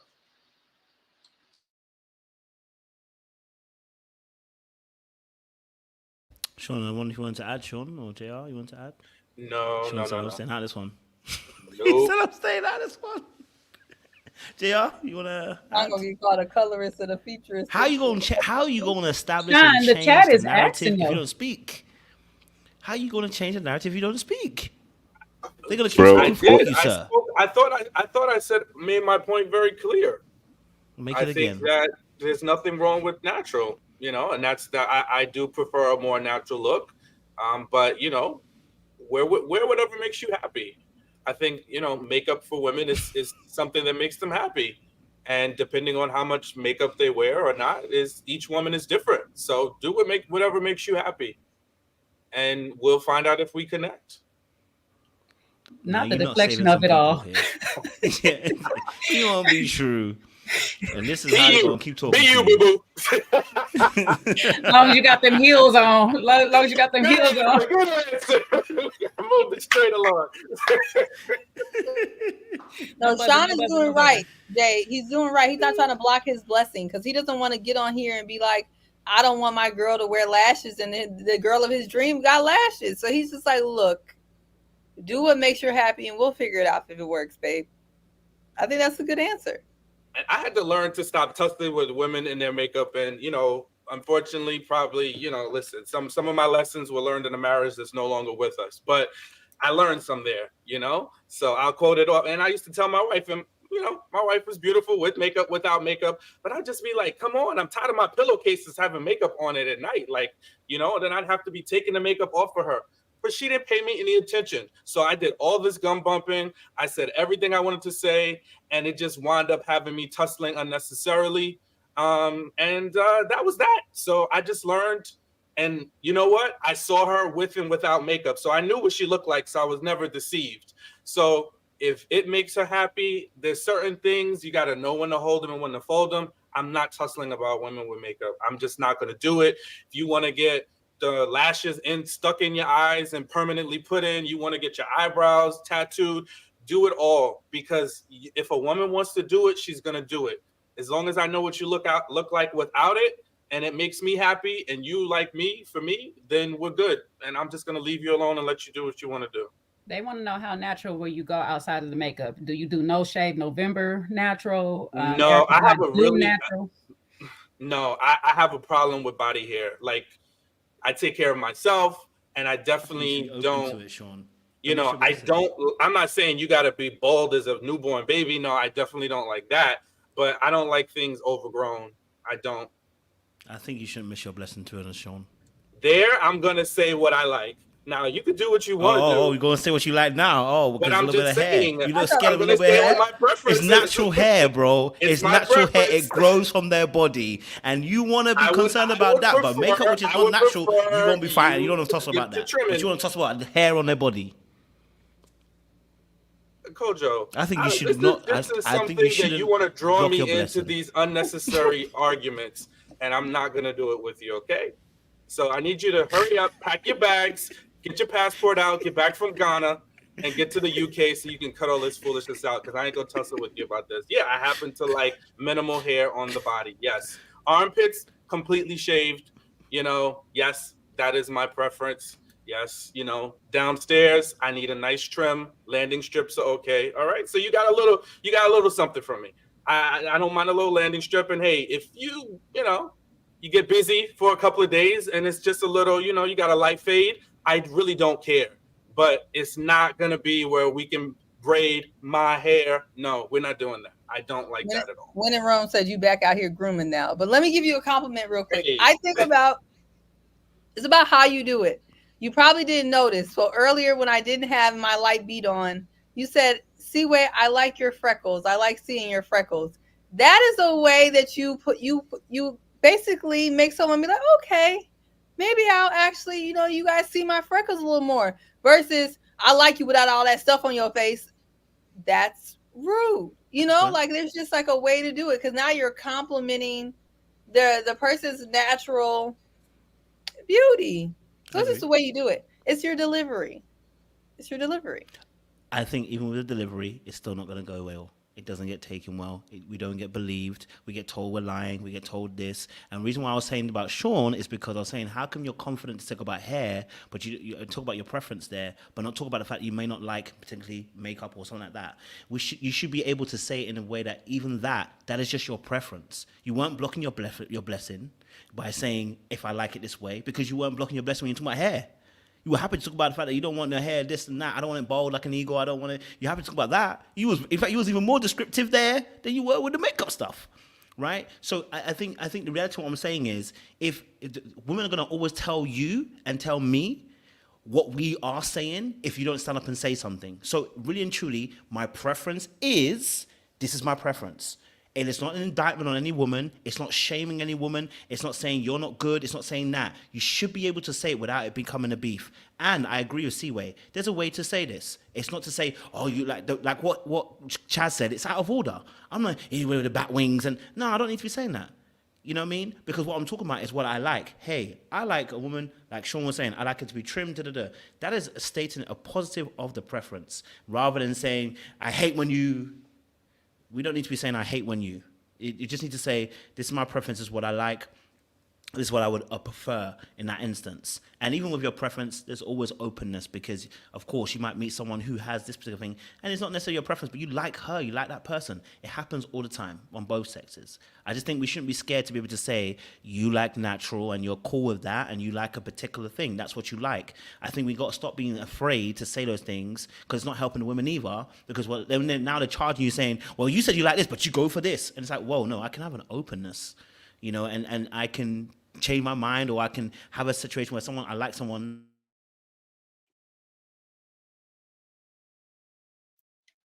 Okay, I'm glad he stopped ranting. The internet got him. So while we're waiting for Kojo to be unfroze in Ghana, I'm going to tell you why I went in explicitly about body hair. I went in explicitly about body hair because body hair is something that we all can control. Everybody can get a razor, everybody can get a clipper, and you can trim your body hair. Makeup, women use makeup for a variety of reasons. Sometimes it's insecurity, sometimes it's to hide a blemish, a flaw, sometimes they want a different hairstyle. So that's why I say I'm not getting involved with that, because there's underlying reasons for why women do makeup and do different things with their hair, things I've learned. So I leave it alone. Some women like what they look better. They feel more confident with the makeup on and without it. Body hair, you can either trim it or not. If it's that offensive to you for me to ask you to trim, then we're just not meant to be together, because we should be able to do that. But if you can't, then we can't be together. The makeup stuff, I said I've evolved. I used to say things like that in the past before, but I've evolved. I can evolve. I can change. I don't have to be fixed. So that's my point. So you can't control makeup, but you control body hair. I just need you to just... I'm not controlling anything. I'm telling a woman what I would like, and she has the agency and choice to do what she wants to do. I'm stating my preference. And I'm saying, going in with the whole makeup thing and the hair and the weaves and the wigs, when we start having those conversations, it digs at sometimes women's insecurities, or it just goes places I don't think we necessarily need to go as men. Again, this is my feeling. You can do whatever the hell you want to do. If you want to have those brazen conversations, bro, I'm not gonna tussle with you. You do what you want to do. I'm telling you what I've learned and where I'm at in my stance. So you shocked on the fence, basically. I heard you though. But listen, there's no beef. I totally get it. Again, and I hear what you're saying, and I'm not saying that you should tell women anything bad. I am saying that you should be allowed to say your preference, and your preference should never have to negatize our thing. If I say I like apples, it does not mean I don't like oranges. I don't have to say something bad about oranges because I like apples. That's my point. And because if you don't want to say anything, that's fine. If you don't want to say anything, but I think we also have to teach men as well how to able to speak about their preferences without it becoming a way of downing a woman. I think we have to give men that opportunity to do that too. I think if we just leave it in the sense, I don't want to say it because I'm scared to say it because I'm just going to blow up in the face. Well, we're not actually helping anybody here. You are stating your preference. You like what you like. Women state their preferences. They like what they like. And we're not offended by it. And you shouldn't be offended by it. If Siwe says she likes a 6-foot man, there better not be no 5'5" man coming out here crying about the fact you like a 6-foot man. That is her preference. Get over it. Well, you can't go over it because it's the height thing. But, obviously, listen, at the same time, you should be able to be like, all right, cool. That's her preference. And be okay with it. It's not a beef. If you like that or you like this or you like that. Like, it shouldn't have to be a case of I'm now feeling like some type of way. If Siwe says she likes white man, now suddenly, oh, you only like white man. Now, That's her preference. If that's what she likes. Like, I see it on both sides, people doing it. It's mad annoying. So I'm just saying that I'm not even trying to bring you into a tussle, Sean. I'm more saying this as a general perspective to say that I think there's a right way to be able to discuss this situation. When you discuss what you like, and you don't discuss that I don't like this or I don't like that, I don't like this. When it becomes that negative spiel, I do believe that's where we're going into a very bad place. But if you state that you just, hey, I'm a person, I like natural, I like this or I like that or I like that, you know what I'm saying to you? Because if that's going to be the case, people are going to get onto me very soon. Like, you always say you like dark-skinned women. What about the light skins? Oh, okay, well, I didn't say anything bad about light skins. I just said I like dark-skinned women. Now it's like, you triggering me. You making me feel some type of way because you ain't mentioned me. Oh, my God. And you're a YouTuber and you have a whole platform. You don't mention how you like light-skinned women. Now we're going to have an issue with that. So what I'm trying to say is there has to be a way that we speak about something to make sure that it doesn't become that case where you're now zip-tied. I think that's not also beneficial for men either, to be in that space. You know what I mean? I think there's a way to do it. They be in your DM saying that, Coach? Listen, it's happened 1 or 2 times, you know what I'm saying to you? Oh, you don't like light-skinned women. And it's like, I never said I didn't like light-skinned women. I just said I prefer dark-skinned women. Could I be with a light-skinned woman? Yes. But I would prefer to be with a dark-skinned woman. That's what it is, a preference. That's all. You know what I mean? think I'm sure everyone would like us probably to move on, even though they haven't said it yet. I'm proud of y'all. But I think really proud of them for not doing that yet. But I think Sean has learned, I think at, his age and stage in life, that there's certain battles that, he's learned to pick, and he just doesn't feel like it's worth it to even mention or pick the makeup battle versus like the body hair is like a non-starter. I think that's what he was trying to say. I do understand what you're saying. Like, people should be able to voice their preferences respectfully without it starting a whole battle. But I do agree with Sean when it comes to the makeup thing, unless it's just like completely outrageous. I think most men at a certain point realize it's just not even worth talking about that particular thing. But yes, speak your mind. No, that's a point. No, see, that's a point. Why do they feel that way? Because they've been told to shut up the whole entire time. That's my point. I don't want men to be in that space. I want to advocate for men in 2024. And that means being able to say how you feel without it becoming destructive. That's actually my real point. It's not that they realize that they shouldn't tussle about it. They realize that every time they say something, people tell them to shut the F up, right? They tell them to keep quiet and don't say anything and stay in your corner. Because if you do, we're going to rise up and tell you something. And that's why they don't say anything anymore. Or maybe they just told them that they don't care, but maybe they just told them that they're going to still do them. So yeah, I mean, Kojo, I just think I really don't think in the history of histories that men are struggling with what to say and being silenced. Men are being silenced out here, bro. You know better than that. Men from the test of time, from the beginning of time, have had platforms and will say whatever the hell they want to say. I think you know, and this is why I said my statement is one of the things that I'm starting to learn better is sometimes we need to restrain our voices because we do have privilege, bro. We got privilege. You know, as Black men, we're not as high on the privilege list, right? But we do have privilege. So I just want us to be conscious of the privilege. And I myself am making a choice to not always use my privilege to say whatever I think. I don't think I need to shout from the rafters that I don't want a woman with wearing weaves and makeup all day long. And that's going to help me to find my mate. That's not going to help me do that. I can easily navigate around who I like, who I'm attracted to, or not. Right. And then we can have other discussions about things that we both maybe want each other to do differently or tweak it. But I think what's happened is there's a culture of shaming women. And I think just a little bit, this comment that Chaz made is a little part of that, where we're okay with poking fun at women. We're okay with, you know, giving them a slight little jab for the fun of it. And I am saying that I just want to avoid that kind of stuff because it touches on other things. And we don't always need to say those things. Sometimes we can be quiet because guess what? Just because we can say it doesn't mean we should. I love that. So we were happily able to have a laugh at Jonathan in the way he was, and I never said nothing, right? Because it's a double standards. I'm not gonna bash around that. But what did I just say earlier on? It's not about talking about the negatives. I said it's about talking about what you prefer, which is I like this. There should be nothing wrong with you being able to say what you like. And you went to a negative, and I blatantly said, it's not about saying what I don't like. I didn't ask you to say what you don't like.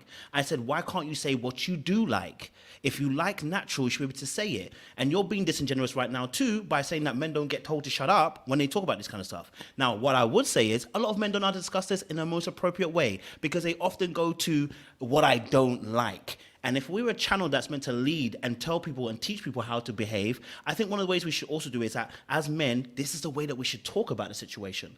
If you feel like you like this, then say you like this. You don't have to say the negative. It's a bit like when Black men say, I don't like Black women. And then they start going into a whole triad of how they don't like Black. We don't need to hear that, nigga. If you don't like Black women, stay your business. Say you like your white women and keep it pushing. Black women have always said that. If you like white women, just say you like white women and leave it at that. You do not need to down Black women. And what I'm saying is that should be an effective way for Black men to also understand that if you like a certain preference, it shouldn't be at the cost of someone else and say something negative about it. You should be able to say, hey, I just like Black women. Or I'm a big fan of the natural hairstyles, or I'm a natural fan of the African style of clothing, or whatever, without it being a detriment by saying, I don't like this. No. And I think that's a better way of going about that conversation rather than just saying, I don't want to talk about it because I don't want to set off bombs. Well, then you really are now having to step on eggshells and you actually are not talking and actually you are being shut down, which is what I'm saying. You know what I mean? So, personally, I don't want men to be kept quiet. I want them to be able to speak, but I want them to be able to speak with wisdom in that particular instance as well. I think that's great, though. You got to have to speak with wisdom. I think it's all about tone, pitch, and voice and how you say it, right?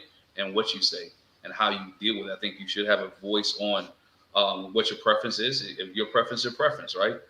It doesn't matter if anybody else likes it. It's your preference. It's what you have to look at if you're dealing with the marriage for the next 20 years, 30 years, 40 years is what you have to deal with. And if you're happy with it, then you allow your preference to do it. You don't come trying to control the person you're with. It goes back into hairstyles. It goes into a different dynamic, like hairstyles and lipstick and makeup. You know, coming into marriage, being there for 22 years, I'm not telling my wife how to do her hair. You've been doing it before you got me. So I trust you enough that you know what you're doing. So I don't have to control your hairstyle because you was doing it beforehand, right? You was doing makeup beforehand. So I trust the fact that you know how to take care of your makeup and look acceptable. Again, it's a little bit about trust. It's about your preference and about how you want to deal with the situation and the person that you want to be with. So it's one of those things that you got to deal with and you got to talk about. And men shouldn't be stifled. But I think you should choose your words carefully so you're not demeaning the person that you're talking to, or that you're putting being negative to the person that you're talking to. There's ways to say it and be productive and have a grown folk conversation without putting someone down. Can I say something?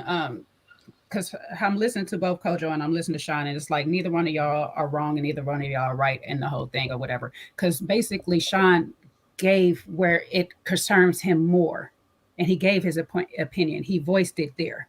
he's not as concerned with makeup as other men might be. So for him, he's not going to harp on the makeup thing, but for him, it's the hair thing. So he's still doing what you're asking, Kojo. He's still voicing where his preference is at, but it happens to be with hair and not makeup. So it's not like that he's doing anything wrong. It's just makeup doesn't bother him as much as maybe hair or the things on his priority list when it comes to dating a person or whatever. You know, you have your list of things that you was like, yeah, no, I can't deal with this. And then you have your things that's like, I can overlook it if you do it right. So it's like you guys are just going back and forth really for no reason at the end of the day, because Sean has agreed to do what you're saying when it came to the hair situation. But obviously makeup is not a big deal. And on the same token, for now, it's not a big deal for Sean because his wife has, or ex-wife, excuse me, has already told him in his mind, women is not going to listen to me. Not saying that all women is not going to listen to him when it comes to the makeup, but how she went about delivering, I'm still going to do it anyway, lets him know without saying it that 9 times out of 10, I'm going to be arguing with somebody for a thing that they like that makes them happy, because makeup literally is for women. It's not for men.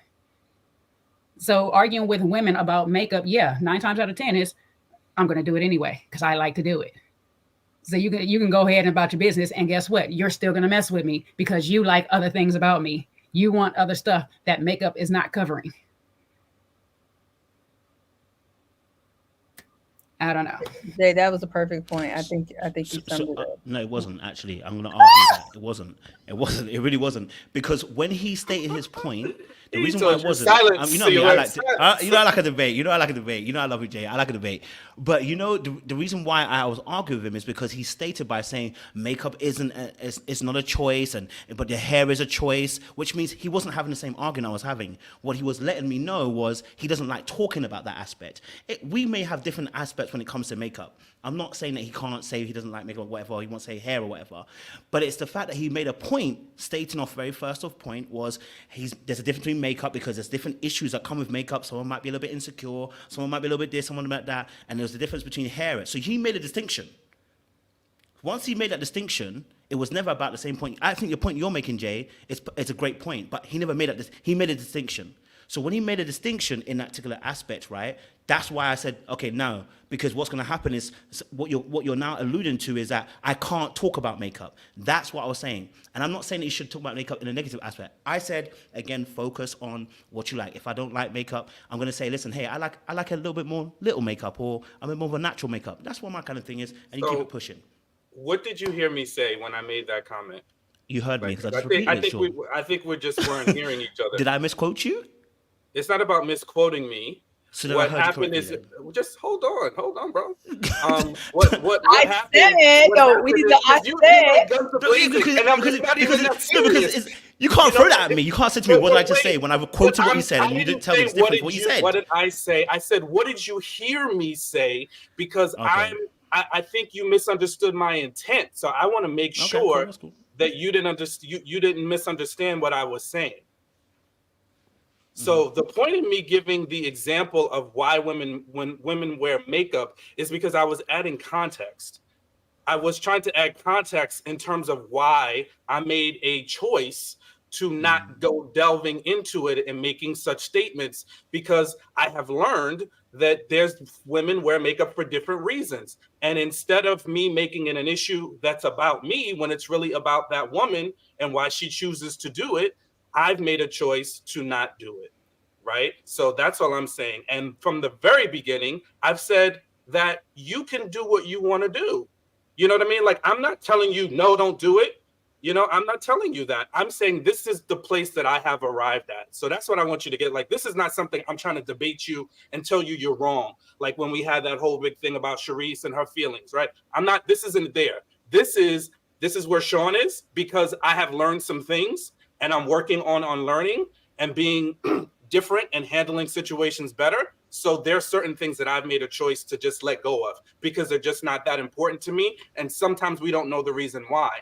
And I think also because when we do as men open the door up, all men aren't unfortunately as evolved as we are. And so that's why you have comments like the one like, Chaz made, which is insensitive and can be offensive. So yeah, can we tell men, yes, be measured, be whatever in your commentary and choose better words? Yeah, we can say that, but we can also say on the other side of it, hey, sometimes you don't need to go there. Sometimes you just move around to what you like. Sometimes you don't need to actually go after somebody to make a comment, or sometimes you don't have to put it out there. Oh, I don't like weaves. I don't like this. Sometimes you can just move around to what you actually like and avoid what you don't like. So that was another part of my point. Why are we making men as if they're dumb and can't actually grow and learn? Because that's exactly what we're putting men into. We talk about men and some of their bad behaviors all over the gaff. That's what this whole channel is about. And we correct it and say this is a better way of doing something. Suddenly, we don't know how to tell them that there's a better way of talking about the situation. Suddenly, we have to, this is what I'm talking about, avoiding stuff. This is avoiding. This is why I'm saying that I'm clashing with you, because I'm saying I don't think that's the better way to just avoid. What I'm saying is, if we can tell men in other behaviors, men cheat and do some stupid stuff and do all this kind of crazy stuff, hey, there's a better way of doing something, suddenly we don't know how to tell them there's a better way of doing something here. Rather just leave it alone. Don't even say anything at all. And it's like, there's no need to. Like, we can educate men and say, hey, there's a better way of doing this. There's a better way of going forward. There's a better way of actually talking about the situation. Right? I mean, listen, you can leave it if you want. I personally just don't want men to be stifled to a point they don't say anything. Because the first thing we said about we like women that was natural, the first thing that happened was Siwe countered it by saying, do you really? And I was like, we've been here before. Because you know why that always happens? Because men will go like this, well, okay, cool. I don't want to say nothing now. And now you're stifled and you're shut down. And I'm saying it becomes a problem because you can't say what you feel. And I'm just being real. I'm not saying be aggressive. I'm not saying be nasty about it. I think we can educate men and say, hey, there's a better way to do this. There's a better way to have a conversation. If you want to say your preference, there's a better way of announcing that. And I think you made a good point, Sean, which is there is time, there is context. We are going to make sure that there's wisdom in this and how we do this. It's not an everyday situation you're trying to drop it in. I think you can do that. I think that also must be included in the conversation as well. I'm just saying that I don't want men to be the place where they're silent. This doesn't make no sense to me personally. I think if that's your preference, that's fine. But I'm saying saying that I see that conversation always happen, and it starts off the exact same way we just happened here. Men say they like natural. C was like, no. Are you sure? Are you sure? They started questioning it, and it's because you don't speak up. If you just said that's our preference, that's it. Yeah, can I see if I could tie it in a bow or whatever? I think what happened when Sean first originally answered, and this is probably why Kojo is still harping on you so much, Sean, is that you started off with a disclaimer. Instead of actually answering the question, you went off into a little bit of something else. Like you could have been like, I like natural, but I'm okay with whatever the woman decides. And I think that's probably what Kojo was looking for as an answer or whatnot. I'm not really sure, but there's a way to answer, because we see people do this, and I'm gonna relate it back to the show. We see people do this, i.e. Patricia, for example, that they don't answer the question directly and they go into something else or more of a negative of what I don't like or whatever. It's what do you like in a man? Well, I don't like when he do this and I don't like when he do that. That's not the question. The question is, what do you like in a man? And I think that's how this happened with this scenario is, what do you prefer on a woman? Do you prefer her natural or not? And you go into, well, I'm okay, whatever she wants to do. It's that you're not answering that question directly. You're not giving what you actually like, because you're worried about more so of what the woman is thinking. So, and I'm not saying that's what you're actually doing, but I know people do this when they answer questions, when you start watching people answer questions a certain way. And, you know, coach are going to overanalyze the way you answer the question to where you sit down in your body language and all that. I don't know if I'm getting it all together. That's good. Yeah, that's good summary. Can't lie to you. Good summary. I think that's a good summary. And I know a lot of audience, they want us to always move on and stuff. I don't give a heck. So, personally, I don't give a heck. And, you're going to cry about it, and you cry in your sleep if you want to cry in your sleep. We have debates on this channel sometimes. Me and Sean go back and forth, and I love a little debate, Sean says he won't debate me, so sometimes I've got to draw him out a little bit. But, but no, Jay, you summarized it perfectly. I think you summarized and brought the 2 points together and in that aspect. And I think do you know what it is? It's two different methodologies, right? It's the Martin Luther King Malcolm X situation all over again, isn't it? People have two different methodologies. Martin Luther King said it's the best way. Martin said it's the best way. You can argue which way you want it to be, but both of them were effective because we needed both. In all honesty, sometimes you got to break some stuff. Sometimes you got to love some stuff. You know what I mean? So I also got that point as well. You know what I mean? JR, did you want to have something to say? And if not, Glenn will jump in, I'm sure. Well, I knew it was going to be a contentious conversation once the topic shifted to that. I'll just say this, like, my view is different strokes for different folks. Like, everybody doesn't like everything, and they're not supposed to. Everybody has a preference. I think there is a double standard, though, in the difference between the way women can state their preferences and the way men can state their preferences. With men, we have to be a lot more tactful and definitely be more careful with the words we use and the tone, as Glenn said earlier as well. Like, we are judged basically on those things and the way we put it across. I think women are allowed to be more vocal about what they do and don't like. And, that's just the way it is. So that's really my take. That's why I didn't have any input. Everybody made some very valid points. And I don't disagree with too much what was said. Like, some people may like hair more. Some people may like the cosmetics more in their lady. And some people may like personality more and aren't really fooled by the visual anyway. Because, unless you like the person underneath, then none of that really matters. All right. The visual is only going to take you so far, but it's the chemistry, compatibility, and relatability, and all these other factors besides the physical that are going to carry you through your relationship. So that's my take. Yeah, I agree with both of you guys. I think you both was in the same ballpark, right? Just running at a different race, at a different pace. And I think that is the preference is where you want it to be at, natural or a little bit made up. I do think men are held at a higher standard by what we say. I do think sometimes men should let, if it's part of your vulnerability, should be speaking the truth and speaking your truth and not be judged by the fact, hey, I like this. And it's okay if you're a man and you like this, because again, I think there's an old saying, I'm not the one going to have to wake up to it every morning. So if I like a preference with no makeup, let me have my preference with no makeup. Just as if a woman like a man with six packs and have abs, right? That's her preference. She wants a 6 foot guy, right? I don't want a guy with a dad bod or whatever case may be. That's her preference. They don't get knocked for that, right? But men will get knocked for saying, I don't want women with X, Y, Z, insert whatever you don't want. But I think we as men have to come to a point, as Coach was saying, on a positive level, but also when you're dating somebody or being married to somebody or engaged to somebody, keeping it positive, providing your honest opinion, but doing it with tact, with love, and with consideration of their feelings and what they've been through. And just to say as well, like, I know some people, nothing about my Sean thing, just to make it clear as well. My first 2 girlfriends had no makeup, and my last girlfriend wore makeup. Loved her the same. I'm not saying that, again, I think we need to understand the word preference. I prefer.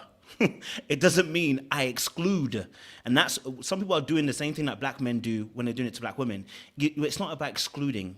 It's about understanding the word prefer, meaning that would be my first choice. You understand what I'm saying to you? I don't go to my girlfriend who had makeup and be like, well, babe, don't wear no makeup anymore.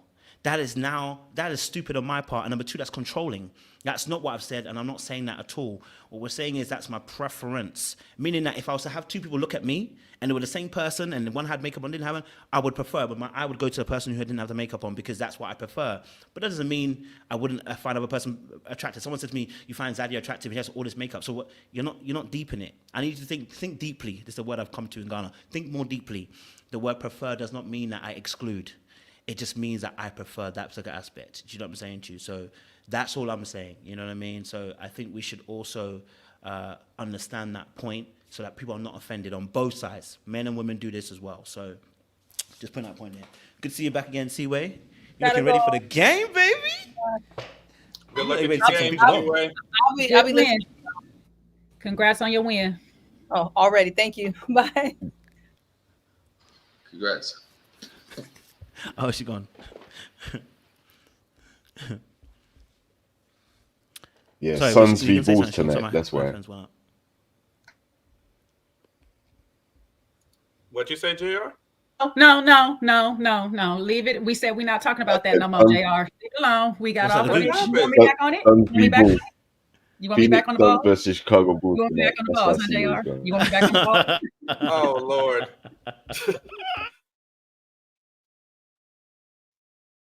Out of control. Don't worry, what, Jay. what I'm not we doing rising. now? What's next?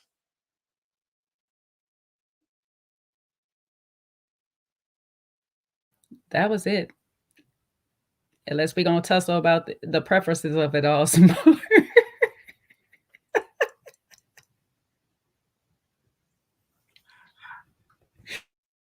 No, Kojo and I we'll talk more off stage. Oh yeah, yeah. I'm sure he will. He will talk to me after stage. Because you was ready today, huh? Hey, I'm in good energies and good spirits. Well, Sean, all day, right? All day. I see. He made it. Seaway dodged out before she got hers. It was me earlier.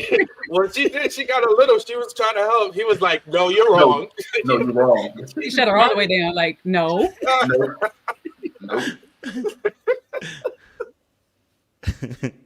I was just trying to get Jay back because she got me in a chat, so I had to get her back. She done finished me with this Yandy situation. I was still fighting for my life. So you chose to. If y'all still become at Jay's because of Yandy. To take your vim on over here. I didn't do nothing to you. I'm down bad. I'm still 1-0 He down said, from Jay. Yandy prefer to give away her eggs, but Sean, you need to tell me what you prefer. You must speak. You will not be silenced. Use your voice. Okay. Medicis don't have a voice anymore, but Sean, you still got one. You're gonna be the voice. No, see, Y'all gonna Perk, see it me wasn't lose to friendly Jay fire. It was unfriendly fire. I got into a tussle over my opinion. This is a channel all about our opinions. You're the enemy now. You behind enemy lines, Sean. Yeah, let's I don't even know if we got to Alonzo and Chaz, to be honest. I don't think we did because they kept saying in the chat talk about Alonzo, and I had to be reminded so let's who he was. get our last thoughts in about Chaz and Alonzo, and we got to go. So was there anything that we wanted to add there with Chaz and Alonzo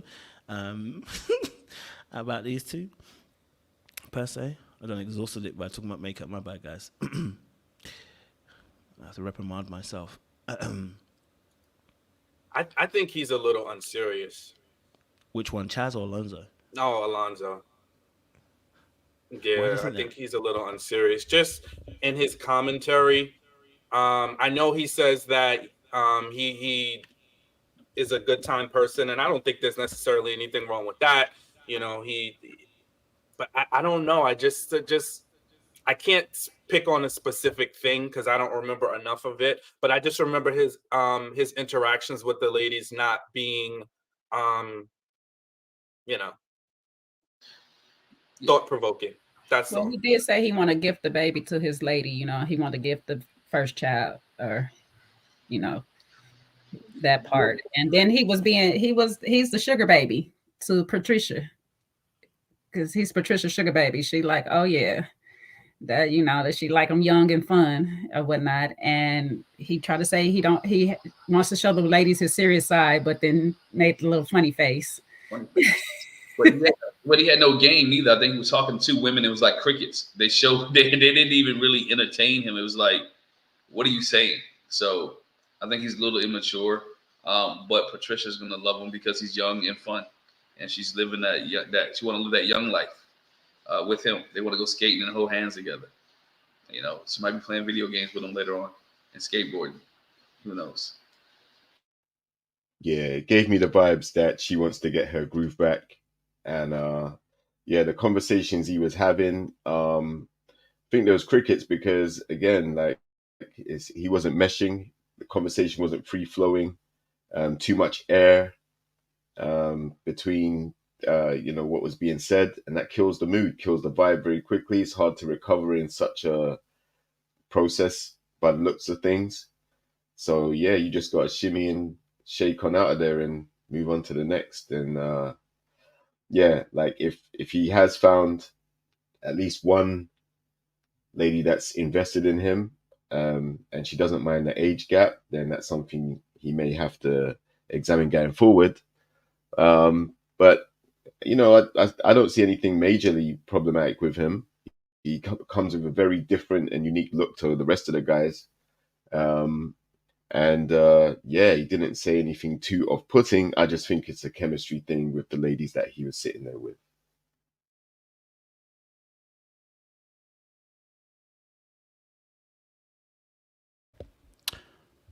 Any other thoughts, guys, on Chaz and Alonzo? I personally think Alonzo's a bit of a... I think he's a live bunny, live energy person. And that can sometimes be misconstrued sometimes as not being a serious person. But, I mean, so far, I think he seems pretty cool. I mean, he's about to get chewed up by Patricia, or Patrice, I think her name is. Yeah, he gonna find out very quickly, okay? She ain't just driving these buses. She's going to be driving him very soon. So I hope he's ready. He gonna find out. So, yeah, that's what I would say about Alonzo in that aspect. Chaz seems pretty cool. I know some people feel like it's some type of way about him, but so far he seems pretty cool. I haven't seen any necessary red flags or anything like that, apart from him popping up in the chat right now. But I wouldn't say anything red flag wise. I think he's pretty cool, to be honest. And if you're watching there, Chaz, send me a message on Insta. I'd love to email you very soon and get you into an interview, mate. All right? We've got questions for you. That being said, our 3 hours actually gone. So, Sean, if you could give us, Deacon Sean, let me give him the due respect that he deserves, even though I debate with him like...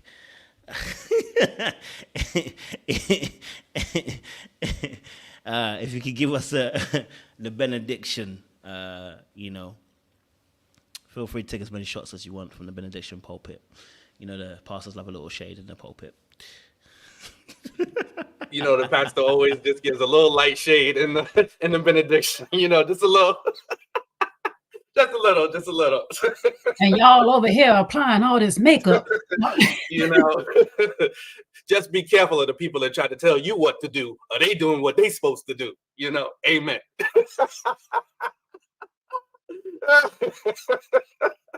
But no, all in good fun. So for everybody watching, depending on where you got, we are good. We're good. We have these conversations. We have these philosophical tete-a-tetes in front of y'all for good reasons. So it's all good. But yes, this episode, I think things are finally starting to heat up. I think we had a great lively discussion tonight. I think some of the lessons learned were, use your words, but choose them wisely. So if you're going to communicate, please be clear, be effective, and make sure your communication is targeted to the person that you are talking to and not you, because effective communication is less about you and more about having understanding with the person to which you are communicating to. And then also, hey, listen, we don't need to tear each other down to make our points. We do too much of that. We face too much, especially us as people of color. I'm going to get on my high horse. We do it too much. We need to come together. We need to use our voices, use our tongues to unite each other. And sometimes no answer is the best answer. And back to you, Coach. Yes, guys, thank you so much. Y'all came out 500 plus strong. We appreciate you for joining us today. And listen, look, don't feel sad, okay? Me and Sean are not dead, okay? All right, it's a little tussle, okay? He gonna live, I'll go live, okay? All right. And but just let you know, already, Sean, Jay already beat me up already behind the scenes earlier on by that Yandy. I'm still recovering, okay? All right. So listen, we're good, okay? We good. All right. So folks, much appreciation. Thank you for turning up, And I just want to say, I like natural hairstyles. I like 3C and 2C and whatever it is that Siwa was trying to shank me with earlier on. But I'm loving your hair, Jay. And I love that kind of hairstyle. So, audience members, be good out there, okay? All right? Don't do anything I wouldn't do, okay? And there's not much I wouldn't do. So be careful out there. Read your Bibles, okay? And pray every day. Much love.